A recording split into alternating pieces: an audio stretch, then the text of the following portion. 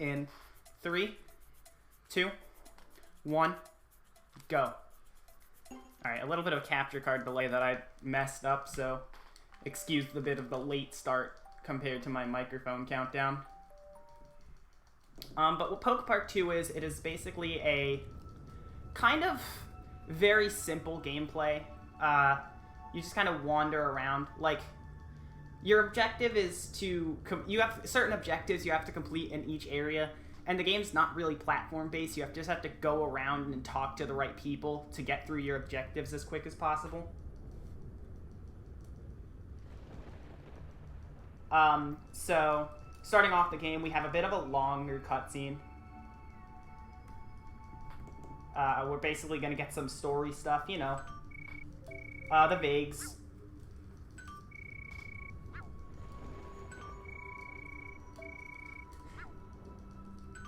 Just, you know, the trope of legendary creatures starting out a game by being very vague. We have Reshiram and Zekrom. I messed those vowels up. Reshiram and Zekrom. There we go. For those who don't know, I mentioned this was a sequel, and if you can't tell that by the title, this is a sequel to PokePark Wii Pikachu's Adventure. That game was released in between Diamond and Pearl and Black and White. This game was released after Black and White, so compared to the last game, there's only one new generation of Pokemon to show off. So this game has a large focus on Generation 5 Pokemon compared to the first 4 generations, but we're still going to be playing as Pikachu here. Pikachu's going to be our main character, and you're going to see me do something throughout this whole game. We're going to get into gameplay, and you're going to see immediately the best way to move around is the dash. So this is a game that you control by holding your Wii Remote sideways. And so your controls are, obviously, D-pad is to move. But if you hold 1, you'll do a dash. Or if you not hold, you hold. But if you keep pressing 1, you'll do a dash. And if you press 2, you'll jump. So you're going to see me dash a lot because that's just, in general, the fastest form of movement. But right after that, usually, if I need to talk to someone, right before I talk to them, you're going to see me jump. This is because it's a faster thing to do than skidding to a stop in order to talk to someone. But if you keep pressing dash while you run into someone, you won't have the chance to talk to them before you just bonk right into them. And bonking wastes a time, obviously, just like it does in every speed game if you bonk into a wall or an NPC or something.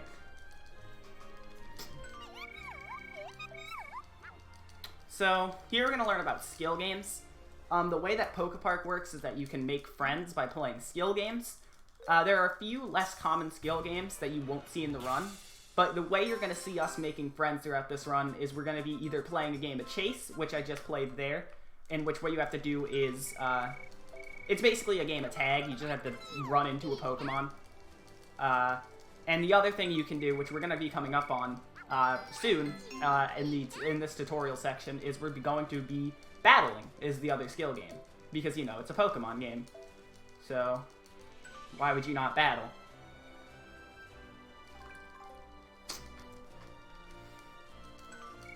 So that's the PokePark pad. It's basically our pause screen. It shows a ton of stats and stuff, and our items we have, and our friends we have.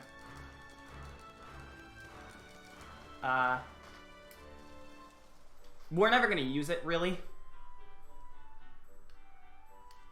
And then this is Timber.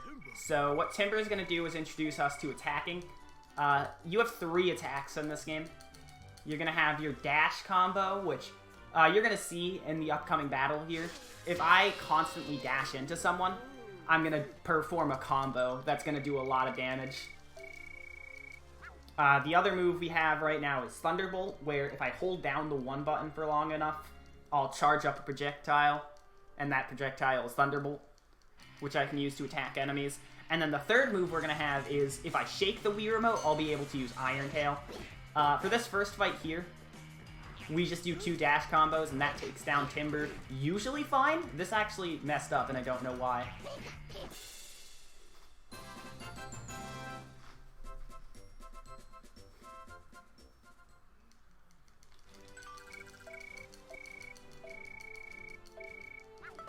Alright, so we befriended Timber now, as well as Piplup in this opening section. I should mention, Piplup is a character from the last game. He's basically your best friend. just like the last game, he's also going to be the person, a spoiler alert, to mess everything up in the story. So thanks for that, Piplup. Piplup's still a good Pokemon. But here we have a bit of a cutscene after this loading screen. I do really like the loading screens in this game. The loading screens are pretty cute. But now we have kind of a longish cutscene, like a minute or two of cutscene. Not that long compared to some stuff in this game. You know, this is a 3-hour game, but... it's just like a nice little introduction. We're going to fly around all the areas you're going to be seeing throughout the game. You're going to see a lot of characters. You know, like there's Tepig, there's Emboar, here's Mawile and Voltorb. There's Timber and friends. You know, just all sorts of good stuff.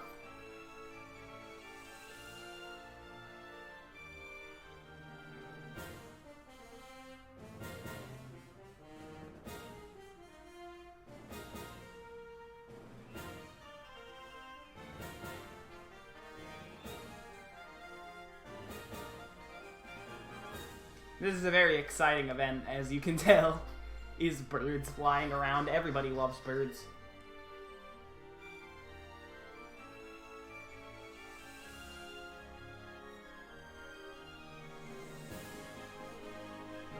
But at the end now, here we finally catch back up with Pikachu and Piplup.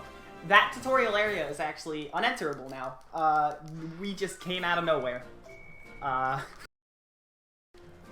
So, yeah, if we ever wanted to go back there, we never want to, but if for any reason we wanted to, we can't anymore. So now we make it to Seasong Beach. Piplup wants to play with us at Seasong Beach, but there's all these Pokemon crowded around this bench with Krokorok and Sandile. We're gonna go over there, and they're going to introduce us to Wish Park, where it's so fun you'll lose track of time. That's what the game says. And everybody's like, hey, that sounds really fun. Which, you know, successful marketing. So, Piplup decides, hey, we should go too. That's a berry on the ground. I'm gonna pick it up even though I won't need that specific berry. I never mentioned it. Berries are basically the currency of this game. And every time you win a skill game, so every time you make a friend by winning a game of chase or battle, you will get some berries out of it. There are also some chests laying around PokePark with berries in them. We're going to be getting some of those. We have a specific berry route we use throughout the run to make sure we get everything.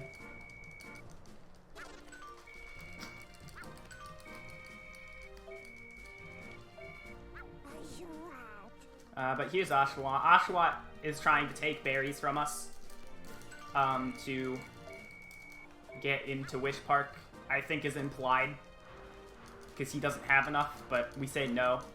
If you say yes, Piplup will just make sure you don't give it to him, so it doesn't matter. We just say no because the game defaults. Basically, every time you have a choice selection in this game, the game will default to pressing no.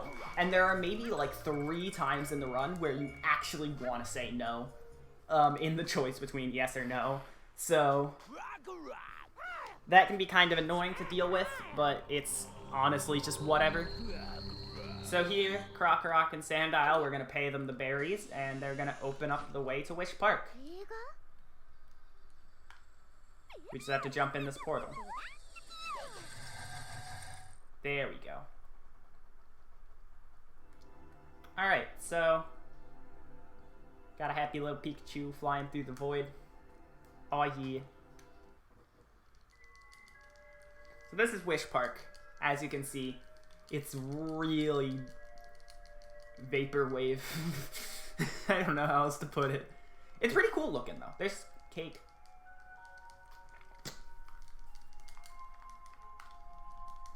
This game's pacing is fantastic. Like, I never talk about this game's pacing, but it's really good.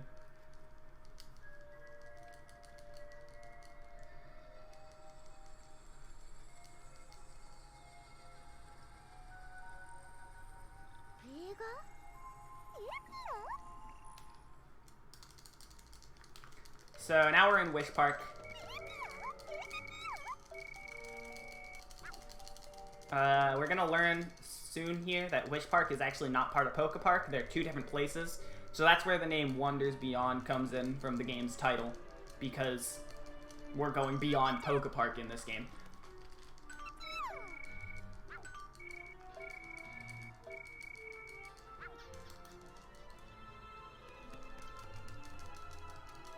So now we're gonna go over. We can find the cake game over this way.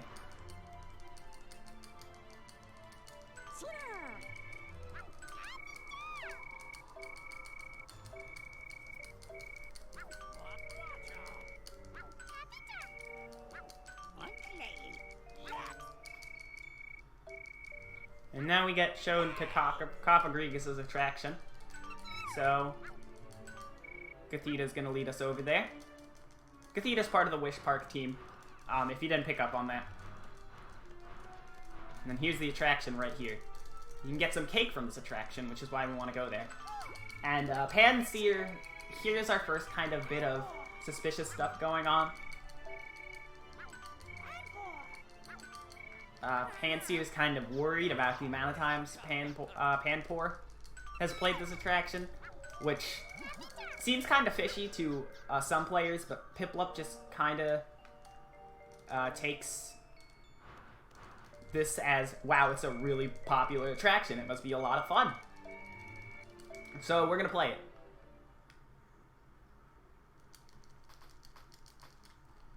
So here's a direction screen. If you press plus, you'll just skip to the character selector. We only have Pikachu to play as right now, and I guess that serves as the time I should explain that we will be getting other playable characters in this run.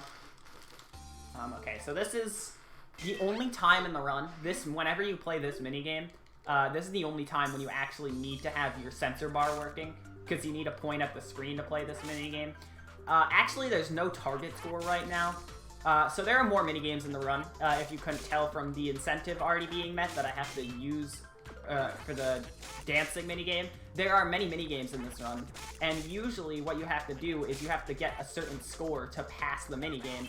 However, the first time you play this minigame, and that's another spoiler, we will be playing this minigame another time. Every other minigame we'll only be playing once, but this one we're going to play twice for story reasons that will be explained later. There's a target score, though, and you have to beat the target score to continue in the game. The first time you play this minigame, there's no target score, so I don't even have to do this right now if I don't want to. I just am going to play it because, you know, it's probably more interesting to watch than normal, you know, probably more interesting to watch than me just sitting on a random screen for a minute waiting for things to happen.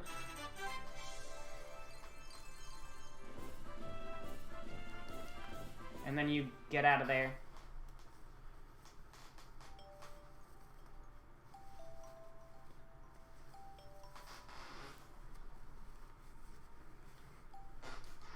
Alright, so now we're gonna eat the cake. Just kidding. Panseer points out that, hey, everybody's been kind of acting weird once they've eaten the cake. And as you can tell, they kind of don't look like themselves. They've got the swirly eyes, which obviously means they're hypnotized.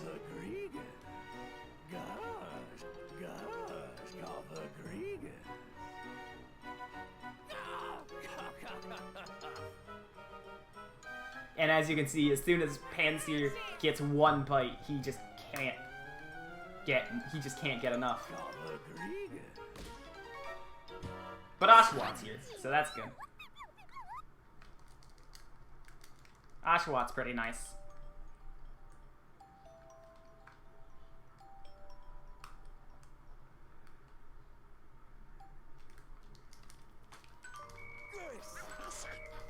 And apparently, missing Pokemon are being recorded. And these two things are probably linked.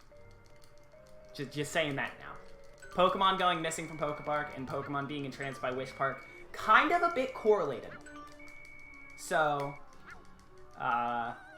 that's not a good thing.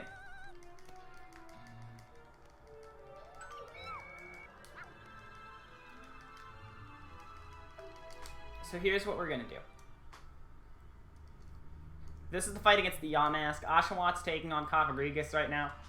What I'm going to do for this fight is I'm going to stall a little bit so that all the Yamask get close together, and then I'm going to use Iron Tail.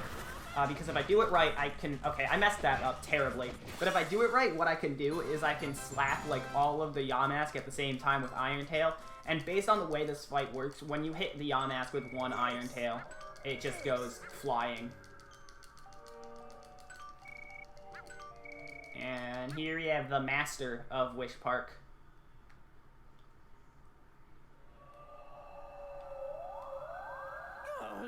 And they have really big hands. We're gonna run away. That seems like the good thing to do, is get out of PokePark and report what's going on. Pikachu kind of slides there. I really don't know why, but he does.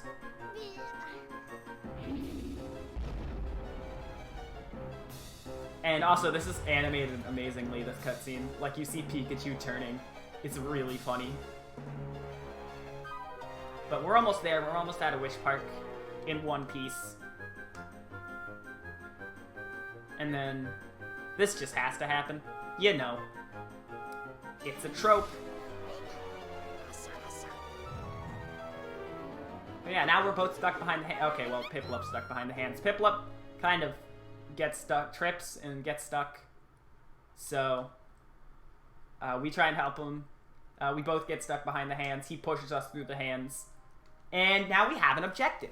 Not only do we have to solve the missing Pokemon case, we have to get Piplup back. Because Piplup is all our friend, and we don't want him to be stuck. I guess this is the best way I can put it.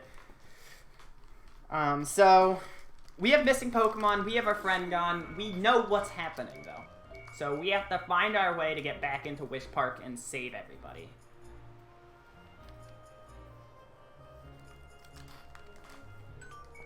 So now that we have an objective, let's do some stuff. What Oshawott's going to do is report the incident to Samurott. Because, you know, he's the area leader, the area keeper. PokePark is split into 4 areas in this game. There's going to be the Cove area, the Arbor area, the Crag area, and the Tech area. We're in the Cove area right now. It's the first. So we're going to go over to Samurott, who's just on the other side of this bridge. He's right here, even. I'm talking about him. We can already see him bright as day. And right at the end of this bridge.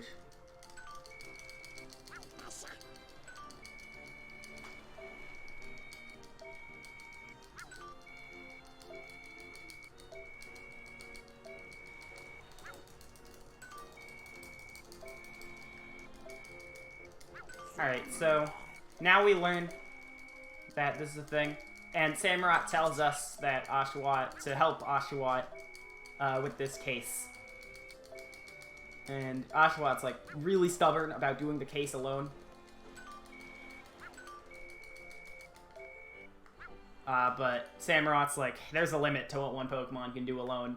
You're gonna have this Pokemon help you. And so we come to the conclusion that if I can beat Oshawott in a battle, Oshawott has to accept the fact that he needs help.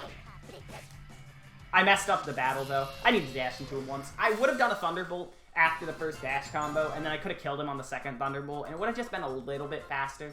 Obviously, when I say I killed him, I don't mean I killed him, because I obviously didn't. He's right there. It's Pokemon. You say you killed him even if you didn't kill him.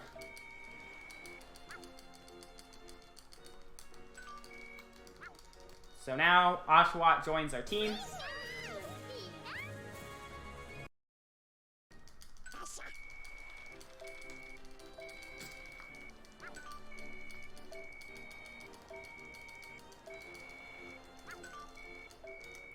And we know that, hey, if we want to know how to get back into the portal, Krokorok and Sandile might know. So if we want to know where those two are, we need to talk to... We need to find someone who knows where those two are. So now we have Oshawott as a pal, actually. And what a pal implies is that you can play as them now, and they're a playable character. Your moves are updated with type to reflect what Pokemon you're playing as. So Oshawot's a water Pokemon.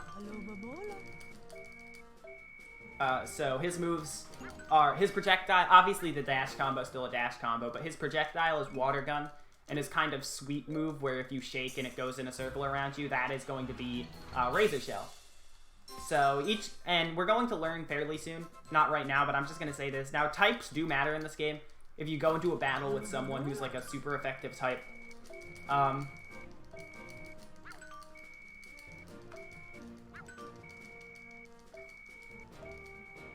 so like for example, we're talking about Krokorok and Sandile right now. Those are ground types. So if we fight them, it'd be better to fight them with Oshawott than Pikachu.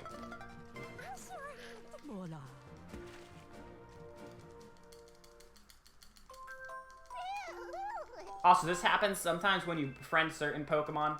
Other Pokemon will come to play, which basically means you can befriend those Pokemon as well. Befriending Pokemon is a mechanic I mentioned earlier, where if you beat them in a skill game, you will befriend them. And so you want to...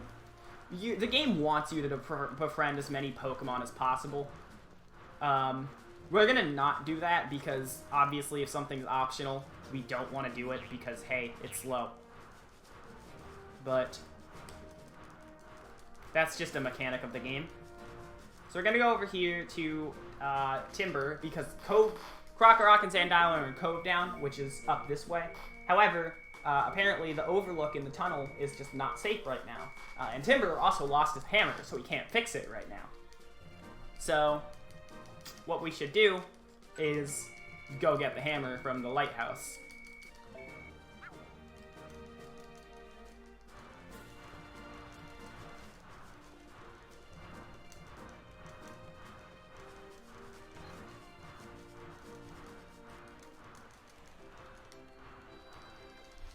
So we're gonna enter the lighthouse here. I should also mention I switched to Pikachu like ASAP after getting out of the water. Each character has their own special kind of thing. So for example, Pikachu can use Thunderbolt to move these blocks. If anything has that lightning bolt symbol on it, you can use Thunderbolt to move it. Oshawott can swim, as you saw. But the reason I want to play as Pikachu a lot is because each Pokemon, as I haven't mentioned, I don't know why I said as I mentioned earlier, but each Pokemon kind of has a different speed. So right now, Pikachu's running speed is like faster than Oshawott's. So we want to play as Pikachu as much as possible. It turns out you can upgrade stats in this game, which we're going to be doing later. But we're going to have a different character that's going to be faster than both Pikachu and Oshawott. So we'll get to that. You can also upgrade attacks and stuff and HP. So that's where the berries come into play. I mentioned every time you win a skill game or open a chest with berries in it, you'll get berries. We're going to have a berry route so that we can upgrade stuff throughout the run. Stuff like run speed and some attack damage. Basically, what's going to happen is Oshawott is going to be our main fighter throughout the run. And the next character we're going to get, which we're going to get a lot later in the run, so I'm going to keep silent on that one. But there's going to be a different character we're going to get who we're basically going to want to play as whenever we're not forced to be a specific character. Because they're going to have the fastest movement. So Timber fixes the bridge overlook, meaning we can get safely to Cove Town now. Gonna make a quick pit stop right at this chest. It has 100 berries in it, so I need that. I just mentioned why berries are good, so that's why I want to get that now.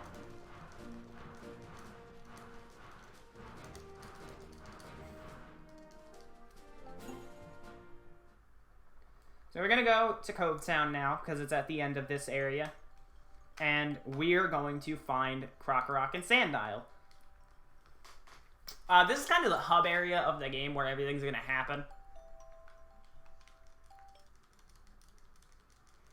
So, like, if you remember the first PokePark game, there was kind of the area guarding this the four other area, the area that kind of, it's weird.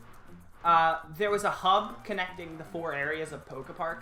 In this game, the hub is this little area in Cove Town. So you saw Crocodile over there, who's the final form of Sandile and Crocorock, actually.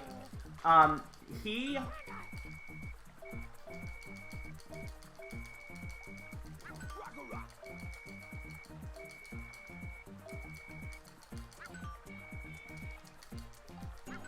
kind of is the gatekeeper to each area.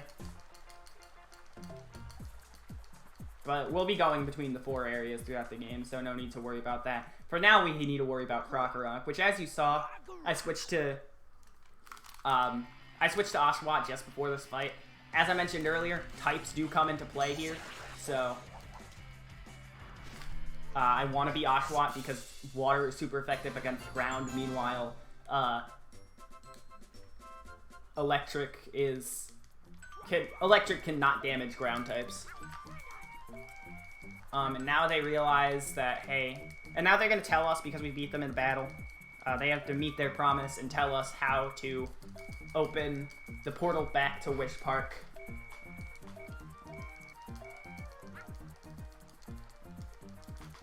So...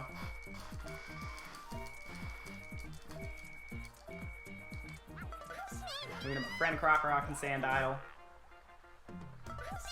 Now that we know how to get into Wish Park, our next goal is going to be go back to Wish Park and try and save everybody. Because, you know, that's just what you do when you're a good person. Good.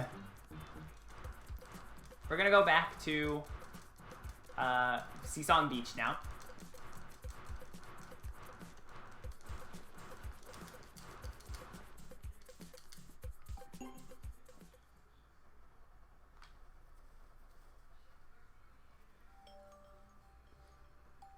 And because this is where the portal is, so this is where we need to go.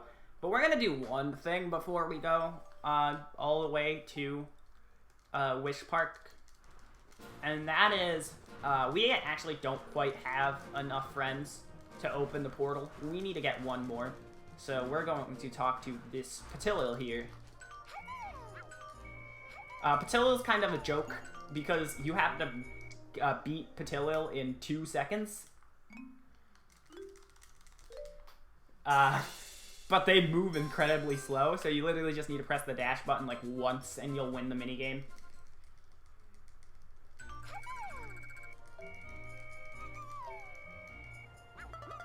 So you befriend the Patilil.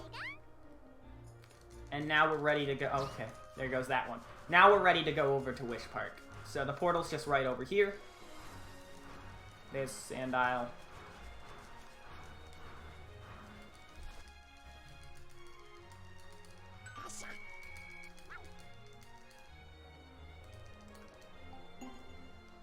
And here's how this is going to work. So whenever we need to open a poster portal to Wish Park, we're going to have to play a minigame kind of type thing, where we have to shake the Wii remote as fast as we can to fill up a bar with friendship power. And when we get enough friendship power, the portal will open. We have 15 seconds to open the portal. We can't speed this up because even if we get enough power with time remaining, the timer will just run out. And actually, when you get later in the game, if you want to reopen a portal, you can actually choose to play this minigame again to go for a friendship power high score. Alright, but there you see, the bar's full. That was not a very good shake. I didn't practice my Wii remote shakes, so my arm is kind of stiff right now. But I still opened it. This is not an old Wii U game. This is a Wii game released in late 2011. So it's very late into the Wii's lifespan.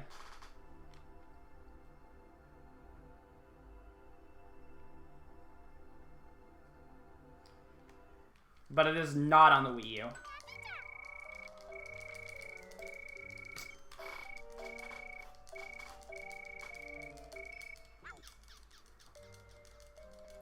No, this game is not on the Wii U shop, actually. PokePark Wii, the first game, is on the Wii U shop, but I believe this game is only available to buy with a disc at a store.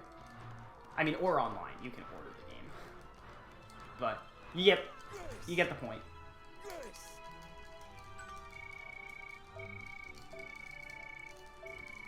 And we basically learned that the Wish Bell here is the only thing that can stop the Pokemon from being entranced by Wish Park.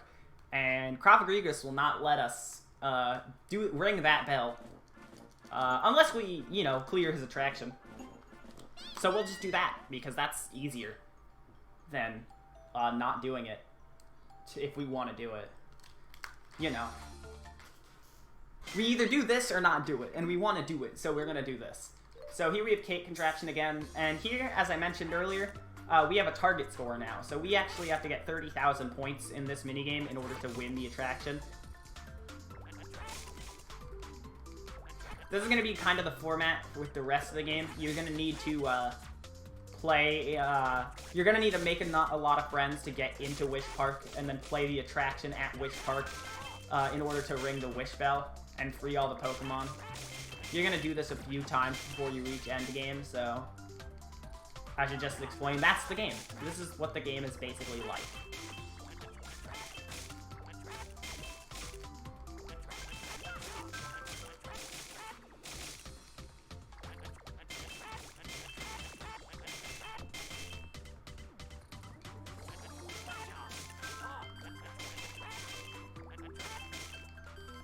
So, the Cake Contraption is new and improved. So, you see, I didn't get the target score, but now there's a second round to the game.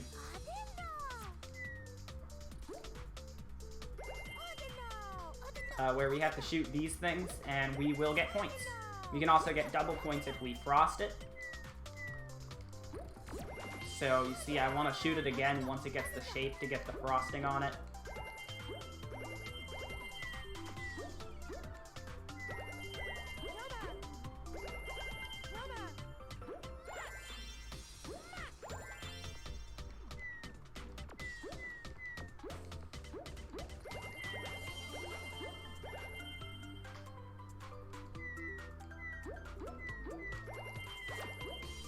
I'm already past the target score, so I don't need to worry too much about points at this point, but I'm just still having a good time playing the minigame, so, why not continue?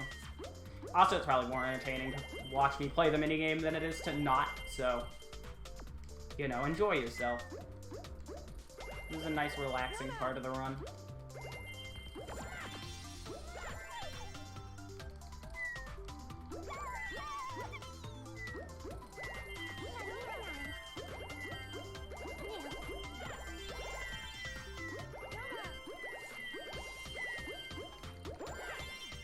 And we almost got double the target score, which is really good. It's not actually faster the more you get above the target score. Just as long as you get above the target score, you won't have to play the minigame again. And that's really all that's important.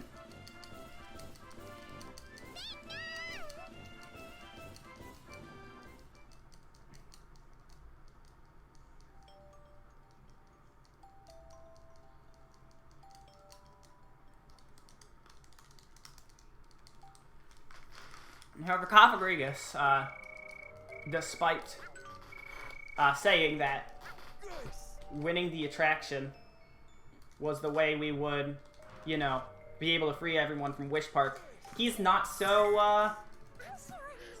correct on his promise. We're actually gonna have to battle him. So here we have basically our first boss, I guess you could call it. We're gonna fight Cofagrigus. And the way that bosses work in this game is they usually have two phases.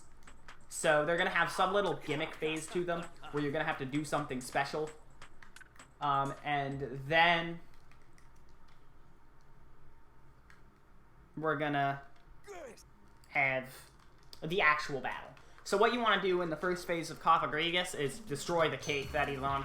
The strategy to this is I'm going to do 2 dash combos on the front of it and then jump around to the other side. And then if I do 2 dash combos here, the cake will collapse before anything bad ever happens to me. If I get hit by one of these Yamask projectiles, they will knock me around and stun me. So I don't want that to happen. So that's why I jump around to prevent that from happening. And here we have the actual fight. The strategy I'm going to employ here is dash combos. If I do a full dash combo, I'll knock him over, I'll stun him. And as you see, there are these kind of invincibility frames when a Pokemon gets back up from being knocked over. However,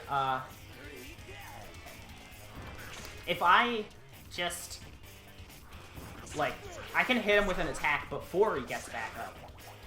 So, like, in between getting knocked to the ground and starting to get back up from being on the ground, I can actually just hit him an extra time. So usually you use your sweep attack, like Razor Shell in this case, to sneak in a little bit of extra damage in between each dash combo. Just makes the phase go a tiny bit quicker all throughout.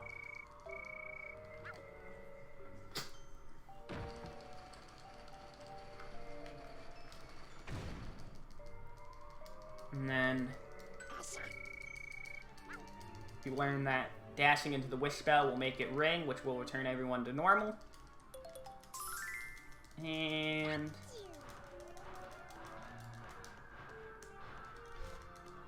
okay, where am I? Thank you. Boom. Alright, so there we go.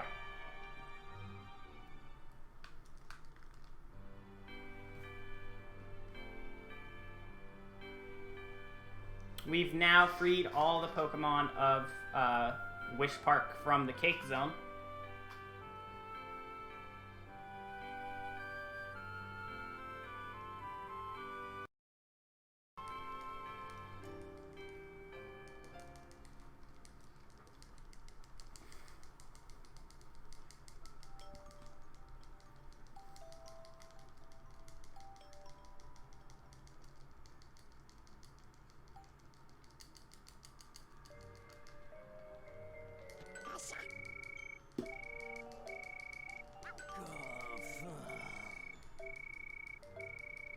And here we learn another thing.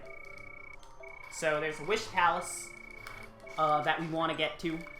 And also, there are 4 zones of Wish Park.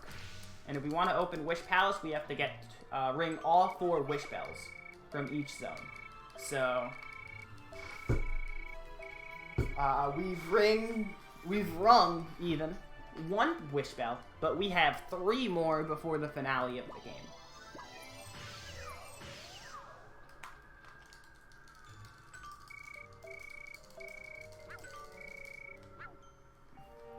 So we're going to get going. If we need to get to the other zones of Wish Park, we're going to get out of this one. So here's the portal back to Cake Zone, or to the Cove area. I'm actually going to be right back. I'm going to be mashing during this cutscene, but I'm going to mute my mic for a second.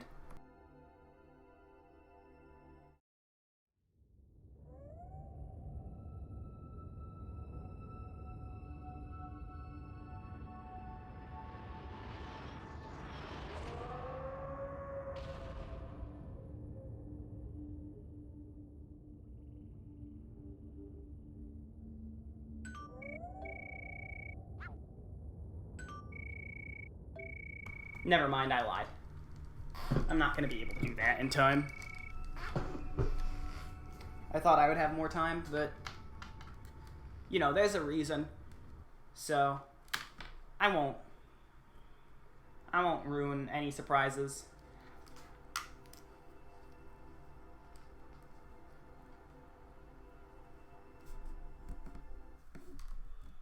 But we had a meeting with the legendary Pokemon Reshiram there, basically telling us PokePark's in danger, but we can save it.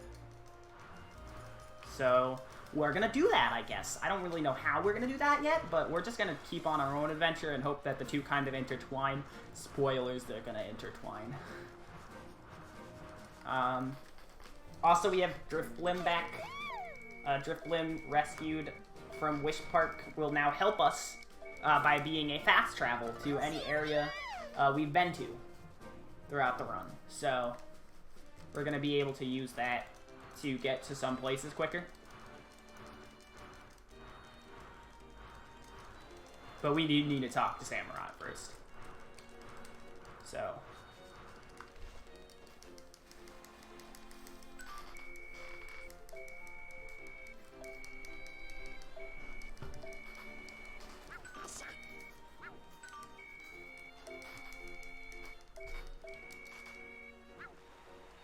now we know we need to go to the Arbor area, which is going to be the second area of PokePark in this run.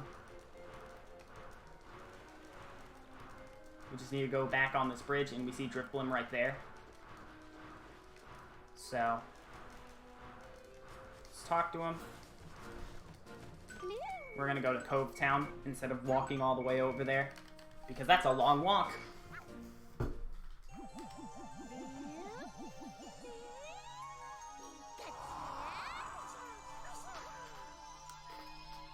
So we have this cutscene and then this loading screen.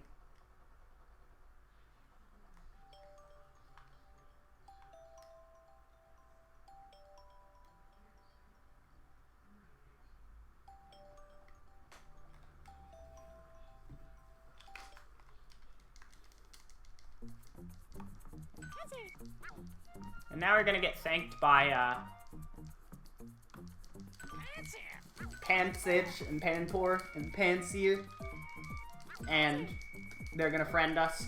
The theme about this game is you tend to make a lot of friends after the point where you need them, because in each zone you can only use that zone's Pokemon, or that area's Pokemon to open a poster portal. So friends we make in the Cove area won't help us when we go to the Arbor area. So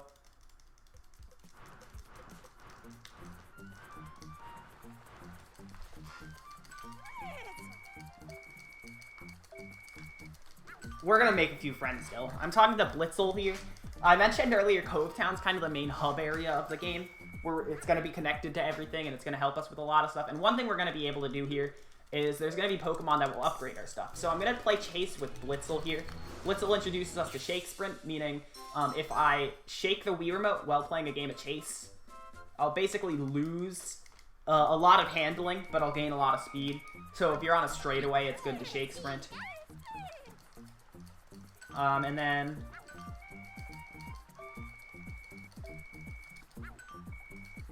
when we befriend Blitzel, Blitzel will allow us to pay some berries for speed upgrades. We're not going to use any of those right now, but what we are going to do is we're going to go over to Duat and battle Duat.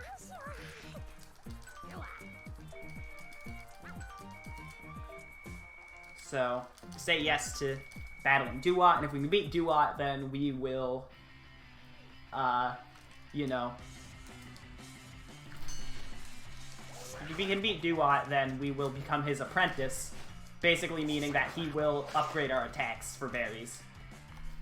So, this fight, you can't actually do a normal dash combo strategy, so I just have to time all my Razor Shells well, like this, and then go after him. If I can shake the Wii Remote. Should be one Razor Shell away. There we go.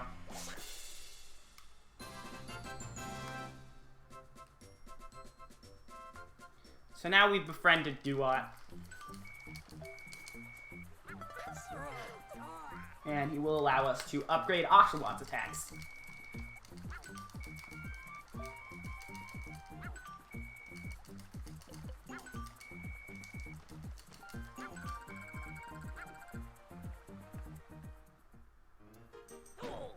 So we're going to be upgrading Dash Combo, because Dash Combo is the best thing to upgrade. It's basically going to be our best damage move, and it's going to make Oshawott our main fighter throughout the whole run. So, it's what we want to use. But now that we have that, we can continue on with the story of the game, where we're going to go over to Crocodile, because Crocodile is supposed to let us into the Arbor area, which you can see the gate for.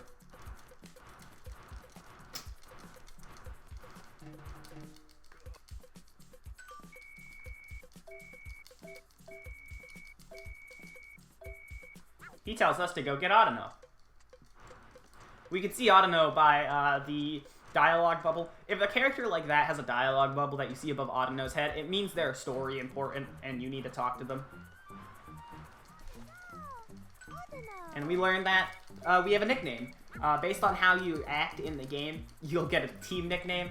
So you start as the Pika Pals. Usually you'll see people become the Hydro Rowdies. That's the most common one throughout the run.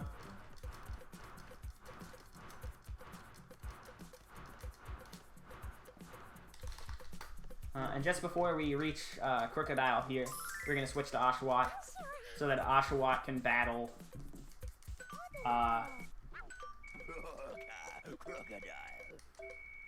who's it? Crocodile. Oshawott can battle Crocodile. Crocodile just wants to impress Audino because he has a crush on Audino. But he feigns it as wants to make sure that no one's hurt in the fight. You know. If we do a dash combo and then a Razor Shell, we just instantly destroy him.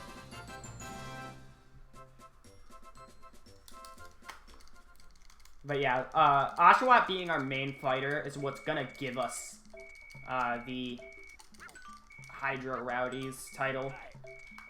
The title doesn't actually mean anything in terms of the run. It's just funny.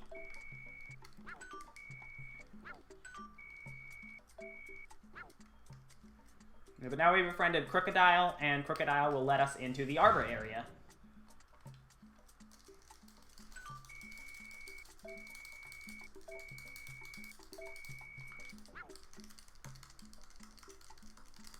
Okay, well now we befriended Crocodile. That's besides the point. So we're gonna switch to Pikachu. And head to the Arbor area.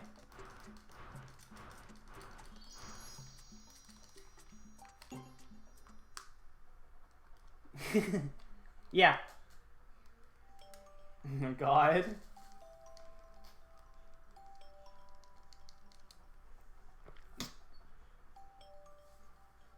So now we're in the Arbor area.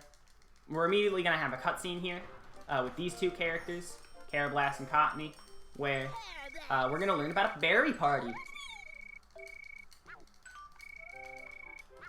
The berry party is going to be an important part of the story here. So, yeah, that's good.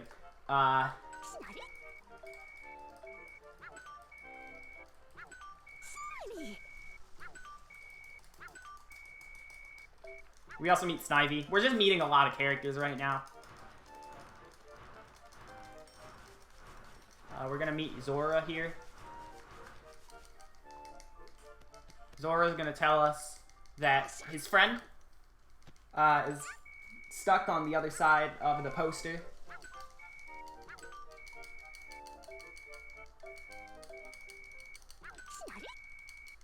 So we had learned that we have to find a poster piece. So again, more kind of story for what's going to be happening throughout this zone.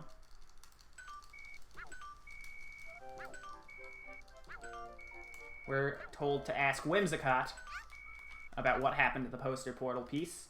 So we're going to go over here. Talk to Whimsicott. And Whimsicott took the poster portal piece and made it into a berry party invitation to give to Queen Superior so that Queen Superior could hand it out. So we need to go to Verdant Court where Queen Superior is. Are you tired of me saying Queen Superior yet? Because I am sick of saying that. Bisharp here, though, is a guard. However, Snivy tells them to let us pass. Yeah, Meowmix in chat is getting annoyed about Whimsicott. I'll explain what's going on with that later. It kind of has to do with something really annoying coming up, and also the last marathon run I did of this game just like half a week ago. But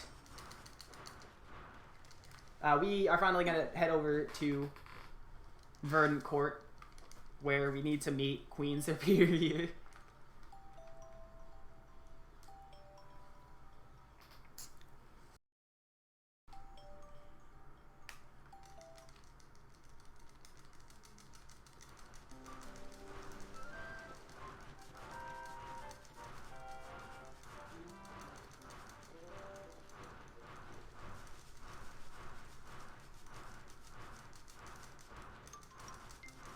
just go across here.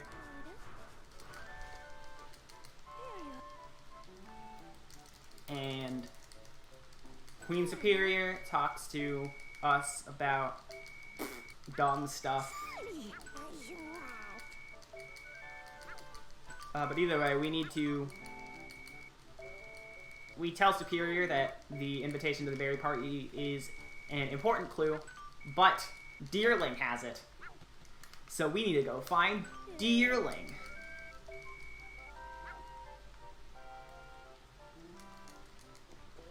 Also, we learned that Snivy is a really bratty princess. That's funny. So what we need to do now is get to the top of this hill. Thank you. I was looking for the place on this platform.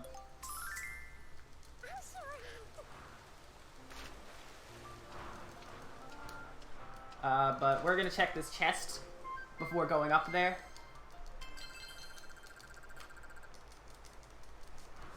Because it has berries in it, and berries are good. Now that we're up here, though, I'm gonna talk to, or I'm gonna switch back to Pikachu.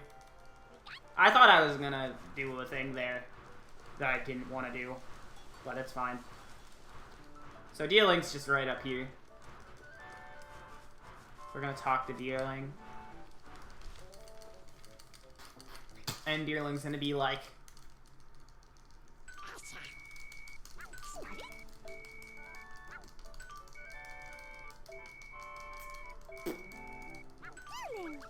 stash it in this tree stump. There you go. So we realize Snivy's like, hey, you might need me to get that. And then Oshawott like, no. And then we're like, yeah. So we need to beat Snivy at a game of Chase, and if we do that, then Snivy will become our third playable character. She plays Chase for a reason, and that is Snivy is the fastest moving character in the game. So as soon as we get the ability to play as Snivy, she's going to be basically our most played for the whole run, just because she moves the fastest. That was kind of a bad Snivy chase, but I still got her fairly quickly, which is good enough. Alright, so Snivy, her projectile is Leaf Storm, her sweep is Leaf Tornado. Her gimmick is that, not only that is she the fastest, that's not necessarily a gimmick, but her gimmick is that she has an extra double jump that you can do by holding down the jump button well in midair. And that's what makes this possible. And you might have noticed, I said she's the fastest, but I didn't switch to her yet. And it's like, hey, why didn't you switch to her already? The thing is, actually, that in these little sections, like this is a kind of section similar to the lighthouse, if you remember that. There's one of these in each, there's one of those in each area. And it's actually going to be faster. If you remember, whenever I switch characters on the overworld, it like zooms into my characters and then goes to the character selector. When you're in one of these areas, it just, the screen just fades out and then fades into, the character selector. So it takes a little bit less time to switch characters in these sections, which is why I wait until I enter this section to switch to Snivy. But now, we're gonna do this. I'm gonna go this way. I'm trying to do this in a good fashion so that I can make a platform cycle near the end of the section. We need to get the invitation to the berry party, and I want to jump on this platform. That was actually like really good, to the point where I was a little early for the normal cycle I'm on. But there's the poster piece. So now that we have the poster piece, we can put it on the Wish Park portal to go to Wish Park and befriend everybody.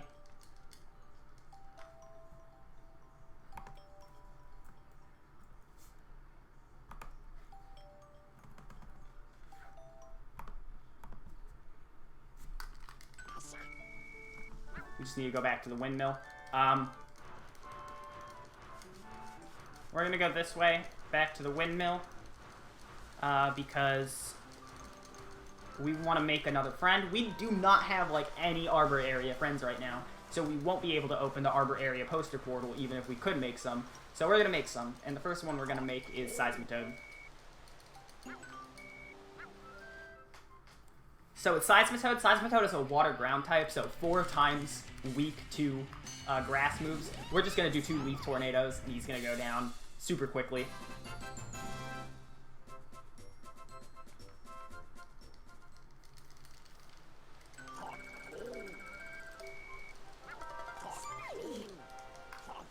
And as soon as we befriend Seismitoad, this cursed son of a gun is going to show up. We're not going to talk to him, don't worry.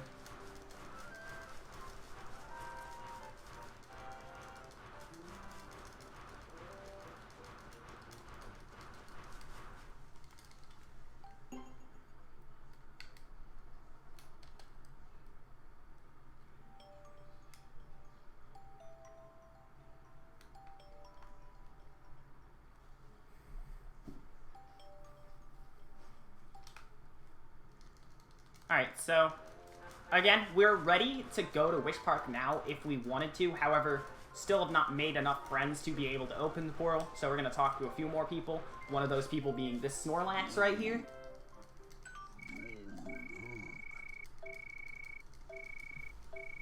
And he's going to tell us to bring Cottony here because Snorlax gathered berries for the berry party, but they're gone. And he thinks Cottony took the berries, so we're going to need to catch Cottony.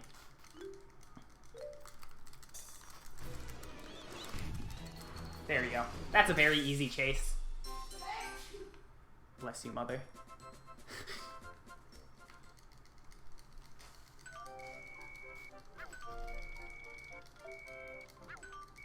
Cottony didn't realize they were picked for the party, so they're gonna get help picking more berries. You know, all good. We're gonna befriend both of them, though, which is good.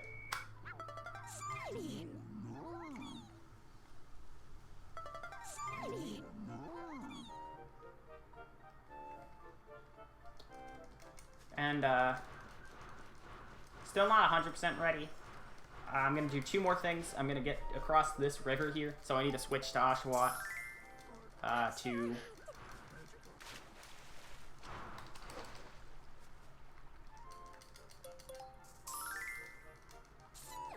get up here. This chest has more berries in it. And hey, berries? Pretty good. I like those.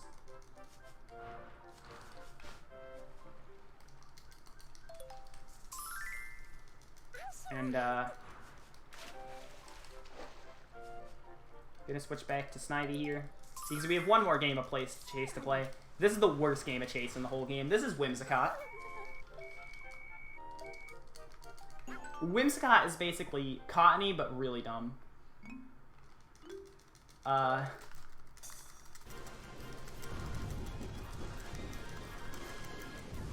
don't know how this is gonna go right now. Okay, I just blew right past Whimsicott here. So she's running away.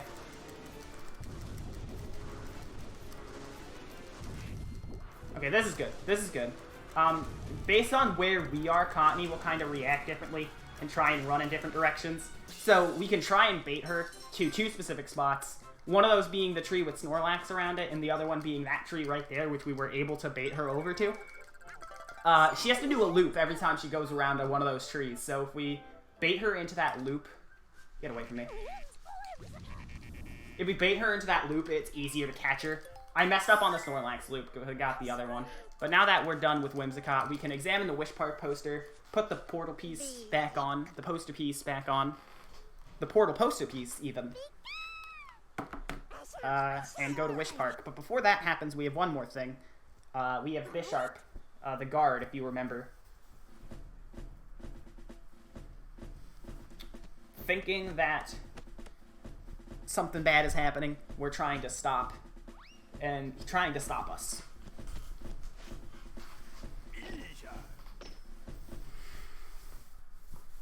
He thinks that we are trying to kidnap Princess Snivy, which we're actually not trying to do, but he's very quick to panic.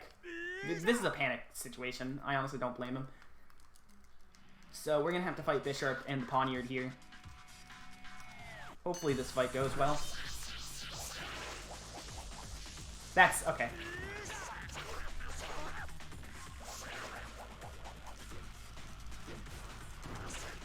That's exactly how this fight should go.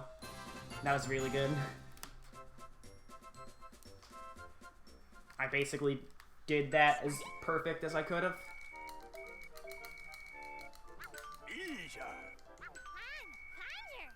But now that Bisharp is fought, the poster portal's all fixed, and we can go to Wish Park. And we learn that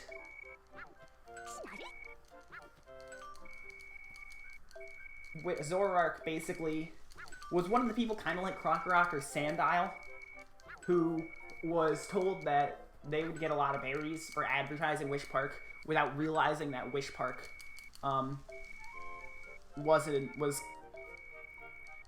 they didn't realize that Wish Park was evil. They were just promised berries, so they went along with it.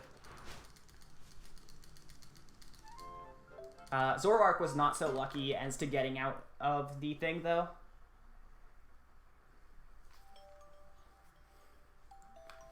So, we're going to go here to not only find Piplup and save the Arbor area Pokemon, but also now rescue Zoroark.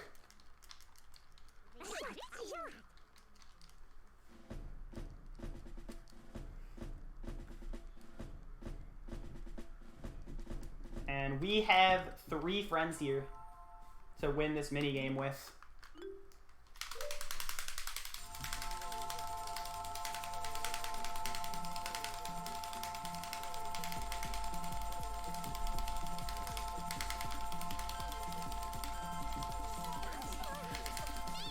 Alright, that went really well. So, for those who watched my marathon run at Runs to Reunite, which was hosted on this same channel just like 4 days ago, you guys might notice something. Namely, we have one less friend than usual.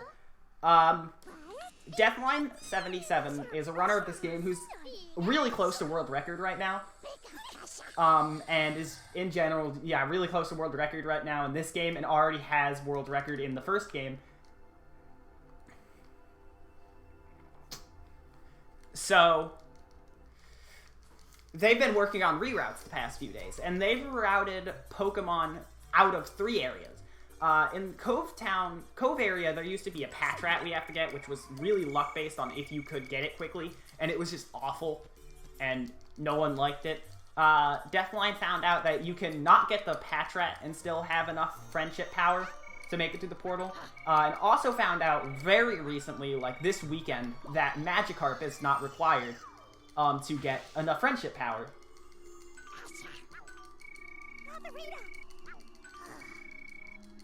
So, if you saw my run literally 4 days ago, Magikarp was in the route, but now Magikarp is not in the route. The last Pokemon is going to be a Pokemon that I'm not even going to talk about. They're all the way in the last area of the game. I mean, I'll reference them probably if I remember to when we get there, but for now, I'm going to focus on the fight with Zoroark. So when it comes to Zoroark, I'm going to wait for this laser. I'm going to do a dash combo this way. This is going to seem like a really weird thing I'm doing, but it's actually going to make sense like right about now. So you see here, I almost got it right. Some of the Pokemon here, you might have noticed it with Bisharp as well, kind of do a little backwards dodge thing, where they'll dodge backwards, do some sort of back roll to dodge your attack when you initiate a dash combo. That's the reason why I moved over at the start of the fight, because if I hit Zoroark correctly enough into the wall, her backflip actually won't go that far because she's backflipping right into a wall. So we'll be able to we would be able to just do a perfect combo and kill her after the dash combo that I did. I didn't get that right, so she just had a tiny sliver of health after the dash combo, but it was a pretty good fight still. So now is the donation incentive coming up. We have to play our second attraction in order to in order to ring this wish bell, and that attraction coming up is going to be the Dance Zone's Dance Inferno. So there is a donation incentive where if you guys raise enough money for it, I would play this game with a webcam on. I've tried setting up my webcam as good as possible so that the delay of my capture card and the delay of the webcam are completely synced up. so that it looks like I'm actually dancing. My webcam will mirror my movement, though. So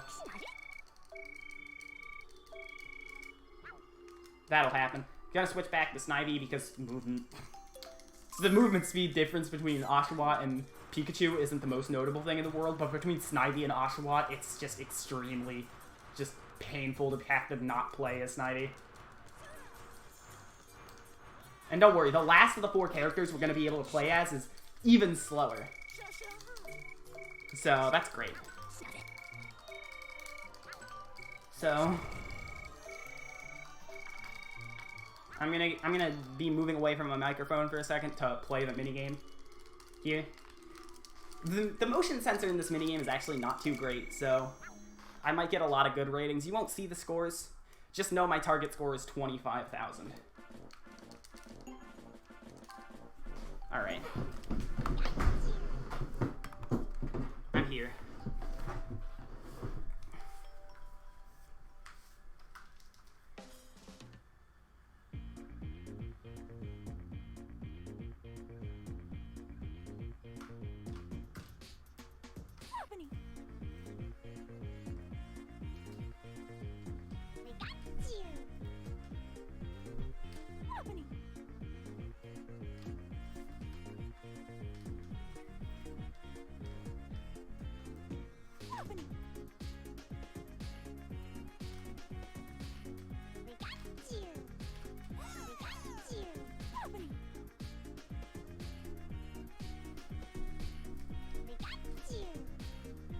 And here's the surprise I teased at.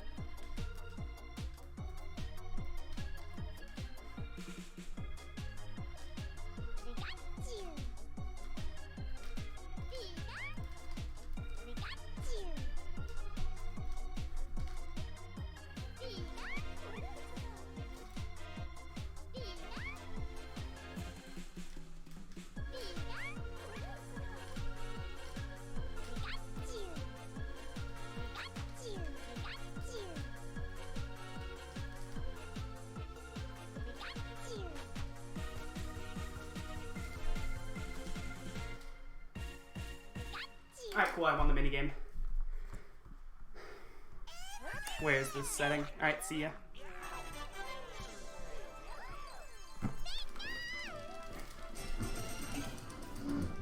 Alright, so yeah, nobody knew about the costume change.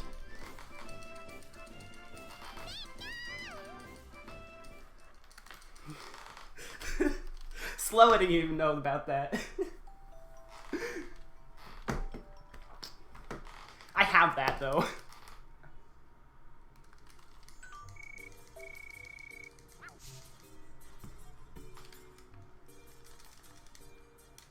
Alright. But now, we're gonna be moving on to the fight against Chandelure here. Alright, I don't want to wear this thing anymore.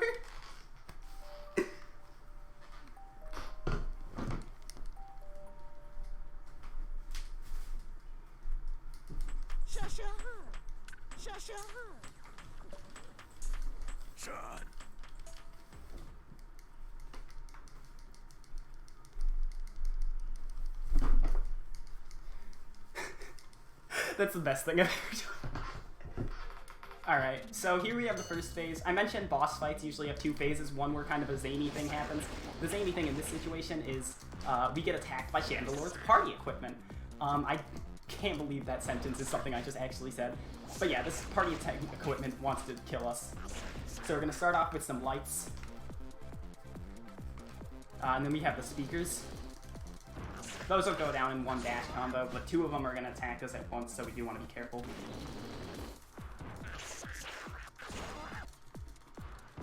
And then we have the final part of this fight, which is going to be the disco ball.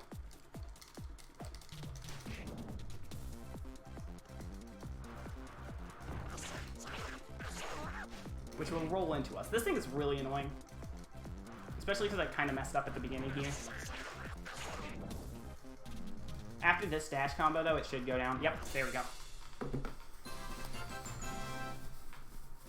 Okay.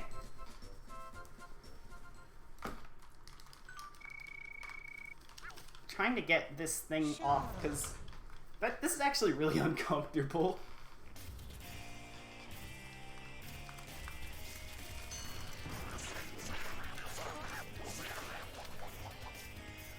Alright, so he's going to do a little bit of thing where he's going to summon some people. So we actually won't be able to hit him during that. That was a really good fight, actually. Like, jeez.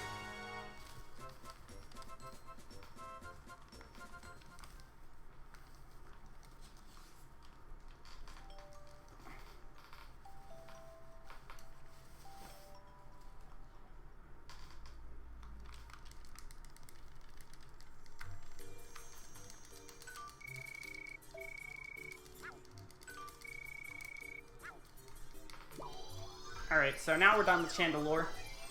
We're gonna meet Gothitelle. So Gothita, Gotharita, Gothitelle, all Wish Park workers, all increasing in power and evolution line. Haha, what a coincidence.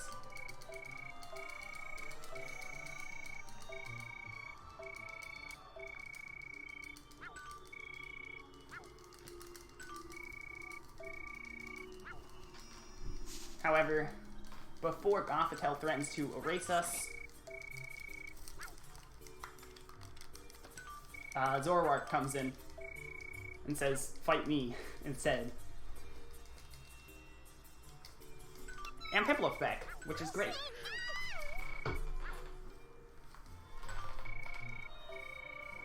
Awesome. And they're gonna leave.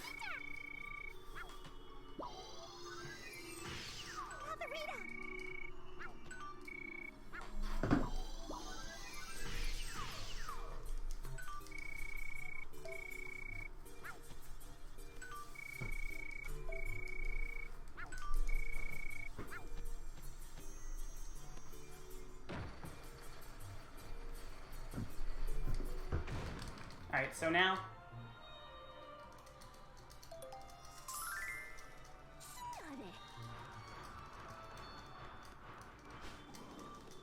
just gonna ring that wish bell.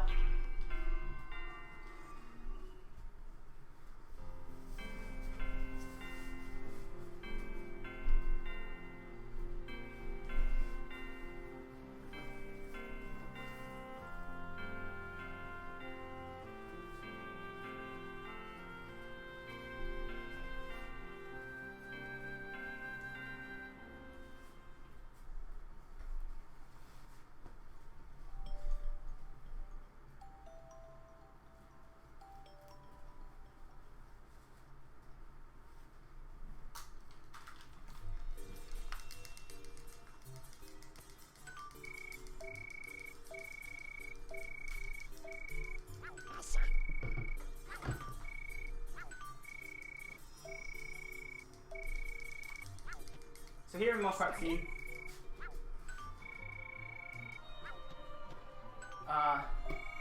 basically, we have Piplup back now.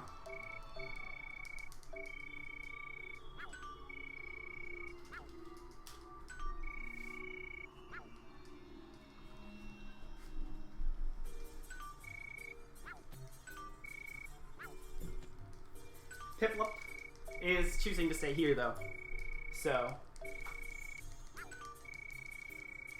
he storms off and is trying to help people within Wish Park. Meanwhile, we're going to be doing the opposite.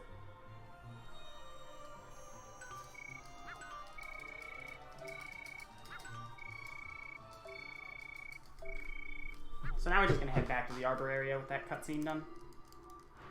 I'm heading the wrong way. There we go. The portal's just right here.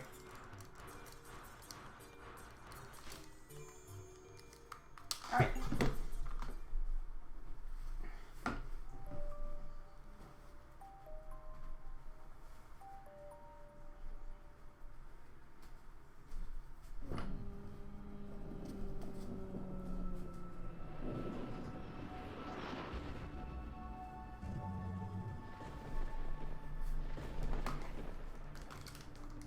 So we met Reshiram last time we went through a Wish Park portal back to the PokePark.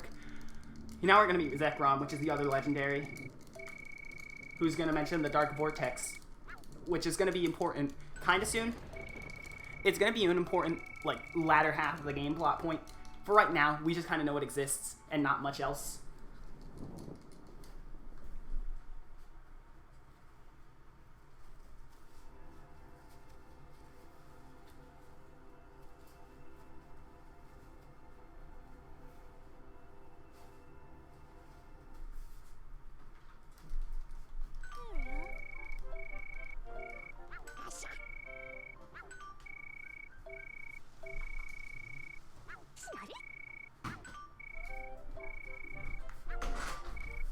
Alright, so that's now back and happy in my closet. So, we're all good now?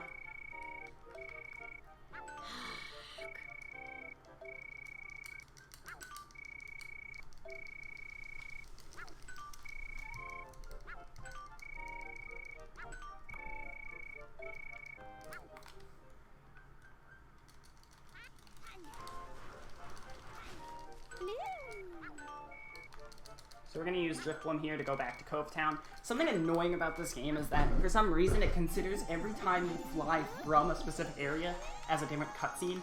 So, like, in PokePark 3, the first game, whenever you fly once, every time after that, you could skip that little animation. But we're going to have to watch that every time except once in this run. Which is really annoying, but that's just how it goes.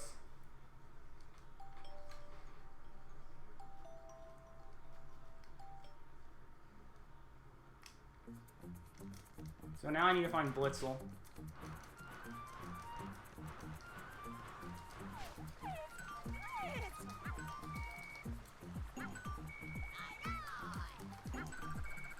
We're gonna upgrade Pikachu and Snivy's running speed. This is gonna be the only running speed upgrade we're ever gonna get.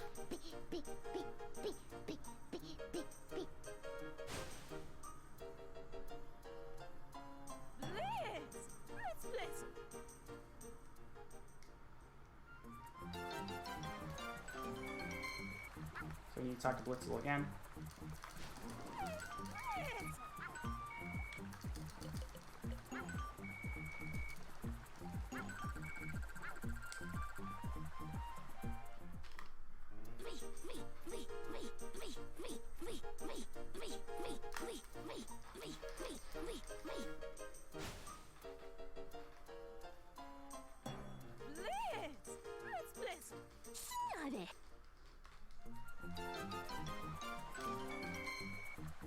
Alright, so now that we've upgraded those speeds, we're going to head to the next part of the game, which is going to be... Yeah, you can already notice the speed upgrade. Or at least I can notice just how much quicker I move with the speed upgrade. That's the only speed upgrades we're going to get. We still don't have all the dash upgrades we want to get for... or the dash combo upgrades we want to get for Oshawott, but we don't have enough berries for that right now, so...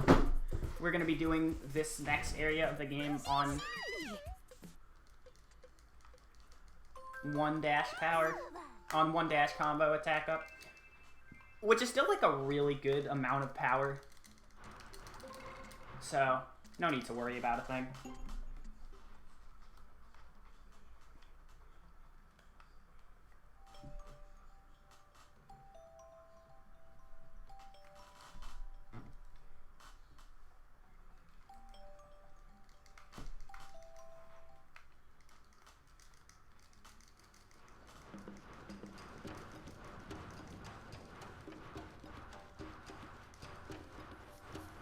Now we're in the crag area.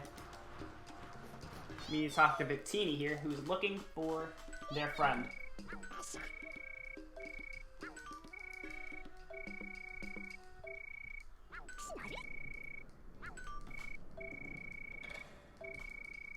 We learned that we need a secret word to get into the crag area because, you know, protection from the what's it called? Protection from the suspicious Pokemon revolving around Wish Park, basically.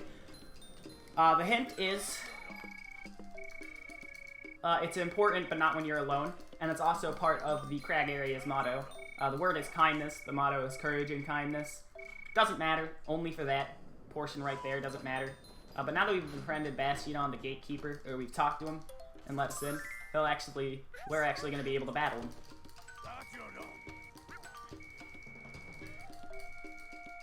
So, he's very slow, but he's very powerful. If we literally do one dash combo, and then a Razor Shell, that'll knock him out. It's a really easy fight.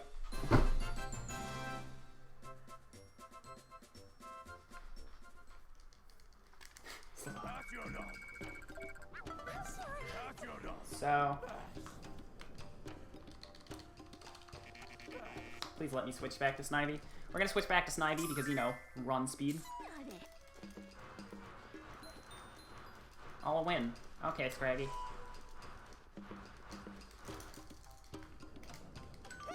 And there's a voice in the cannon. That's not normal. What the heck? Got stuck in the cannon.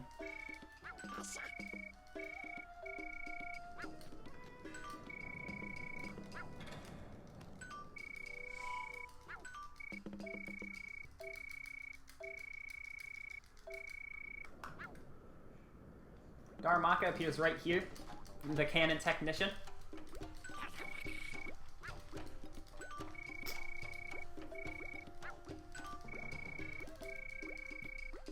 All we gotta do is check it. So we're gonna switch to Oshawott because, you know, that's a good thing. And then we're gonna fire the cannon.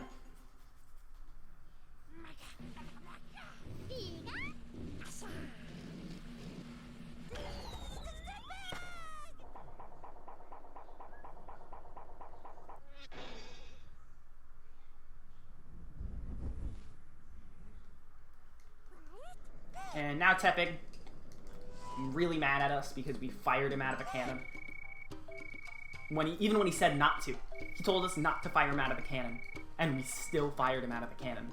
And he's going to show us how it really felt to have that happen by battling us. Because, you know, this is what pain feels like. Pain feels like having a dash combo continue when you clearly finished pressing the one button. That's what pain is like. Either way, Tepig is really easy because we are super effective to him. And then he's like, hey, I had a really good idea for a special move when I was fired out of the cannon, so I'm not mad at you anymore.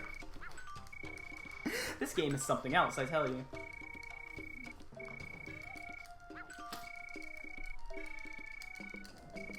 And he invites us to join the battle tournament, make a team to join the battle tournament. And Oshawott's like, hey, that's a good idea because the Wish Park crew might be looking for strong Pokemon. Because there are a lot of those in the Crag area. So...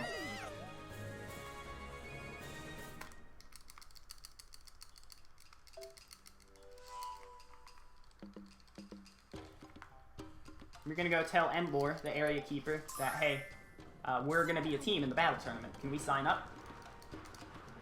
And he's gonna tell us how to do that.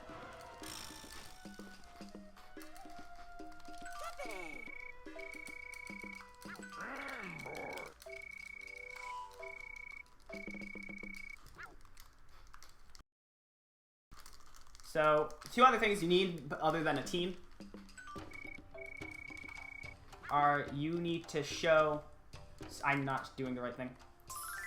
You need to show strength and courage. So for strength, we have to break this rock. Here's the problem with Tepig. Did you see how slow that dash was?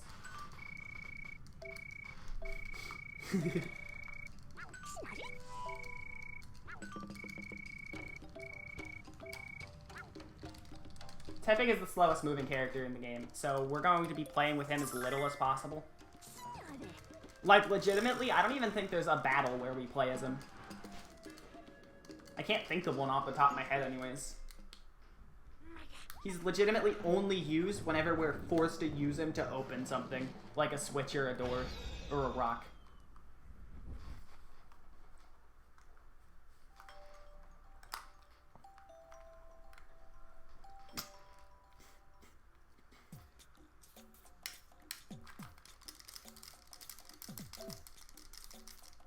So yeah, I should talk about Tepig, even though we're never gonna battle with Tepig. Tepig's moves are Flamethrower for the projectile and Heat Crash for the kind of I forgot the word I used previously. The sweep attack. We're never gonna use Flamethrower throughout the run, and we're only gonna use Heat Crash like when we're required to in gameplay. Something weird is that once you have your pals, all 4 of them, because Tepig's going to be the last playable character, they're all going to be in a circle at all times. And there actually are some sequences where it's faster to go through certain characters. So for example, one thing that happens a little bit at some points in the game is switching from Pikachu to play as Snivy. And whenever you want to do that, it's actually it's actually frames faster to use Tepig, so go Snivy, Tepig, Pikachu, instead of Snivy, Oshawott, Pikachu. I don't know why, it's just a little bit faster.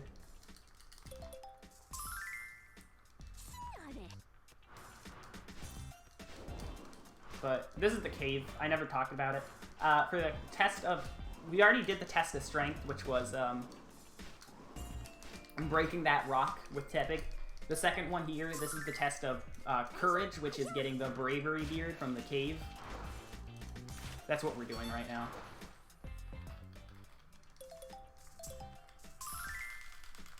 Alright, cool.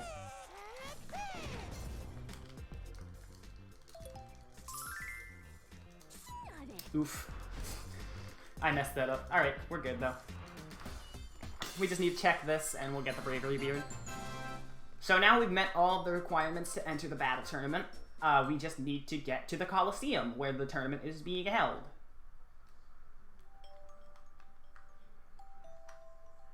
That sounds easy enough.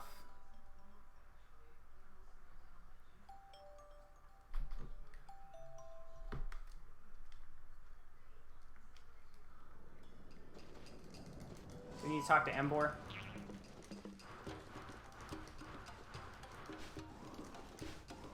And he'll be like, hey, you got the beard. And it's like, Darmanitan will open the gate.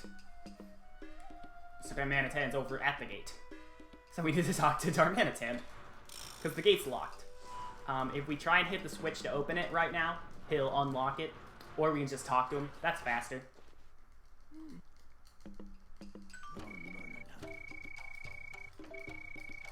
And then he'll unlock it, so we just need to use Heat Crash to open it.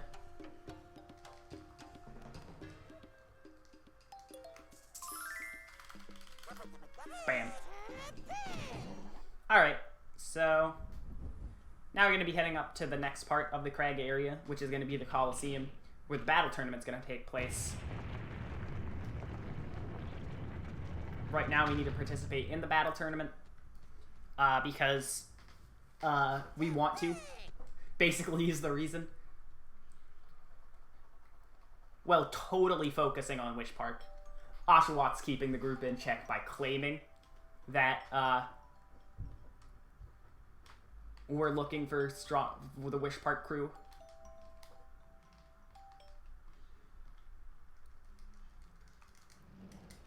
I forgot to switch to Snivy.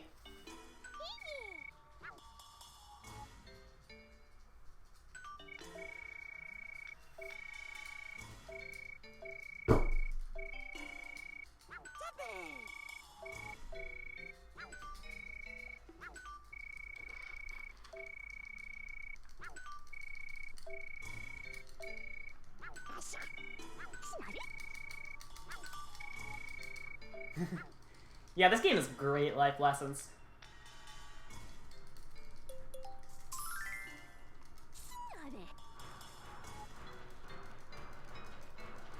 Alright, we want to switch to Snivy now to get over to this rock faster because really good movement speed. And then we're going to break the rock and then stop playing as Tepig immediately.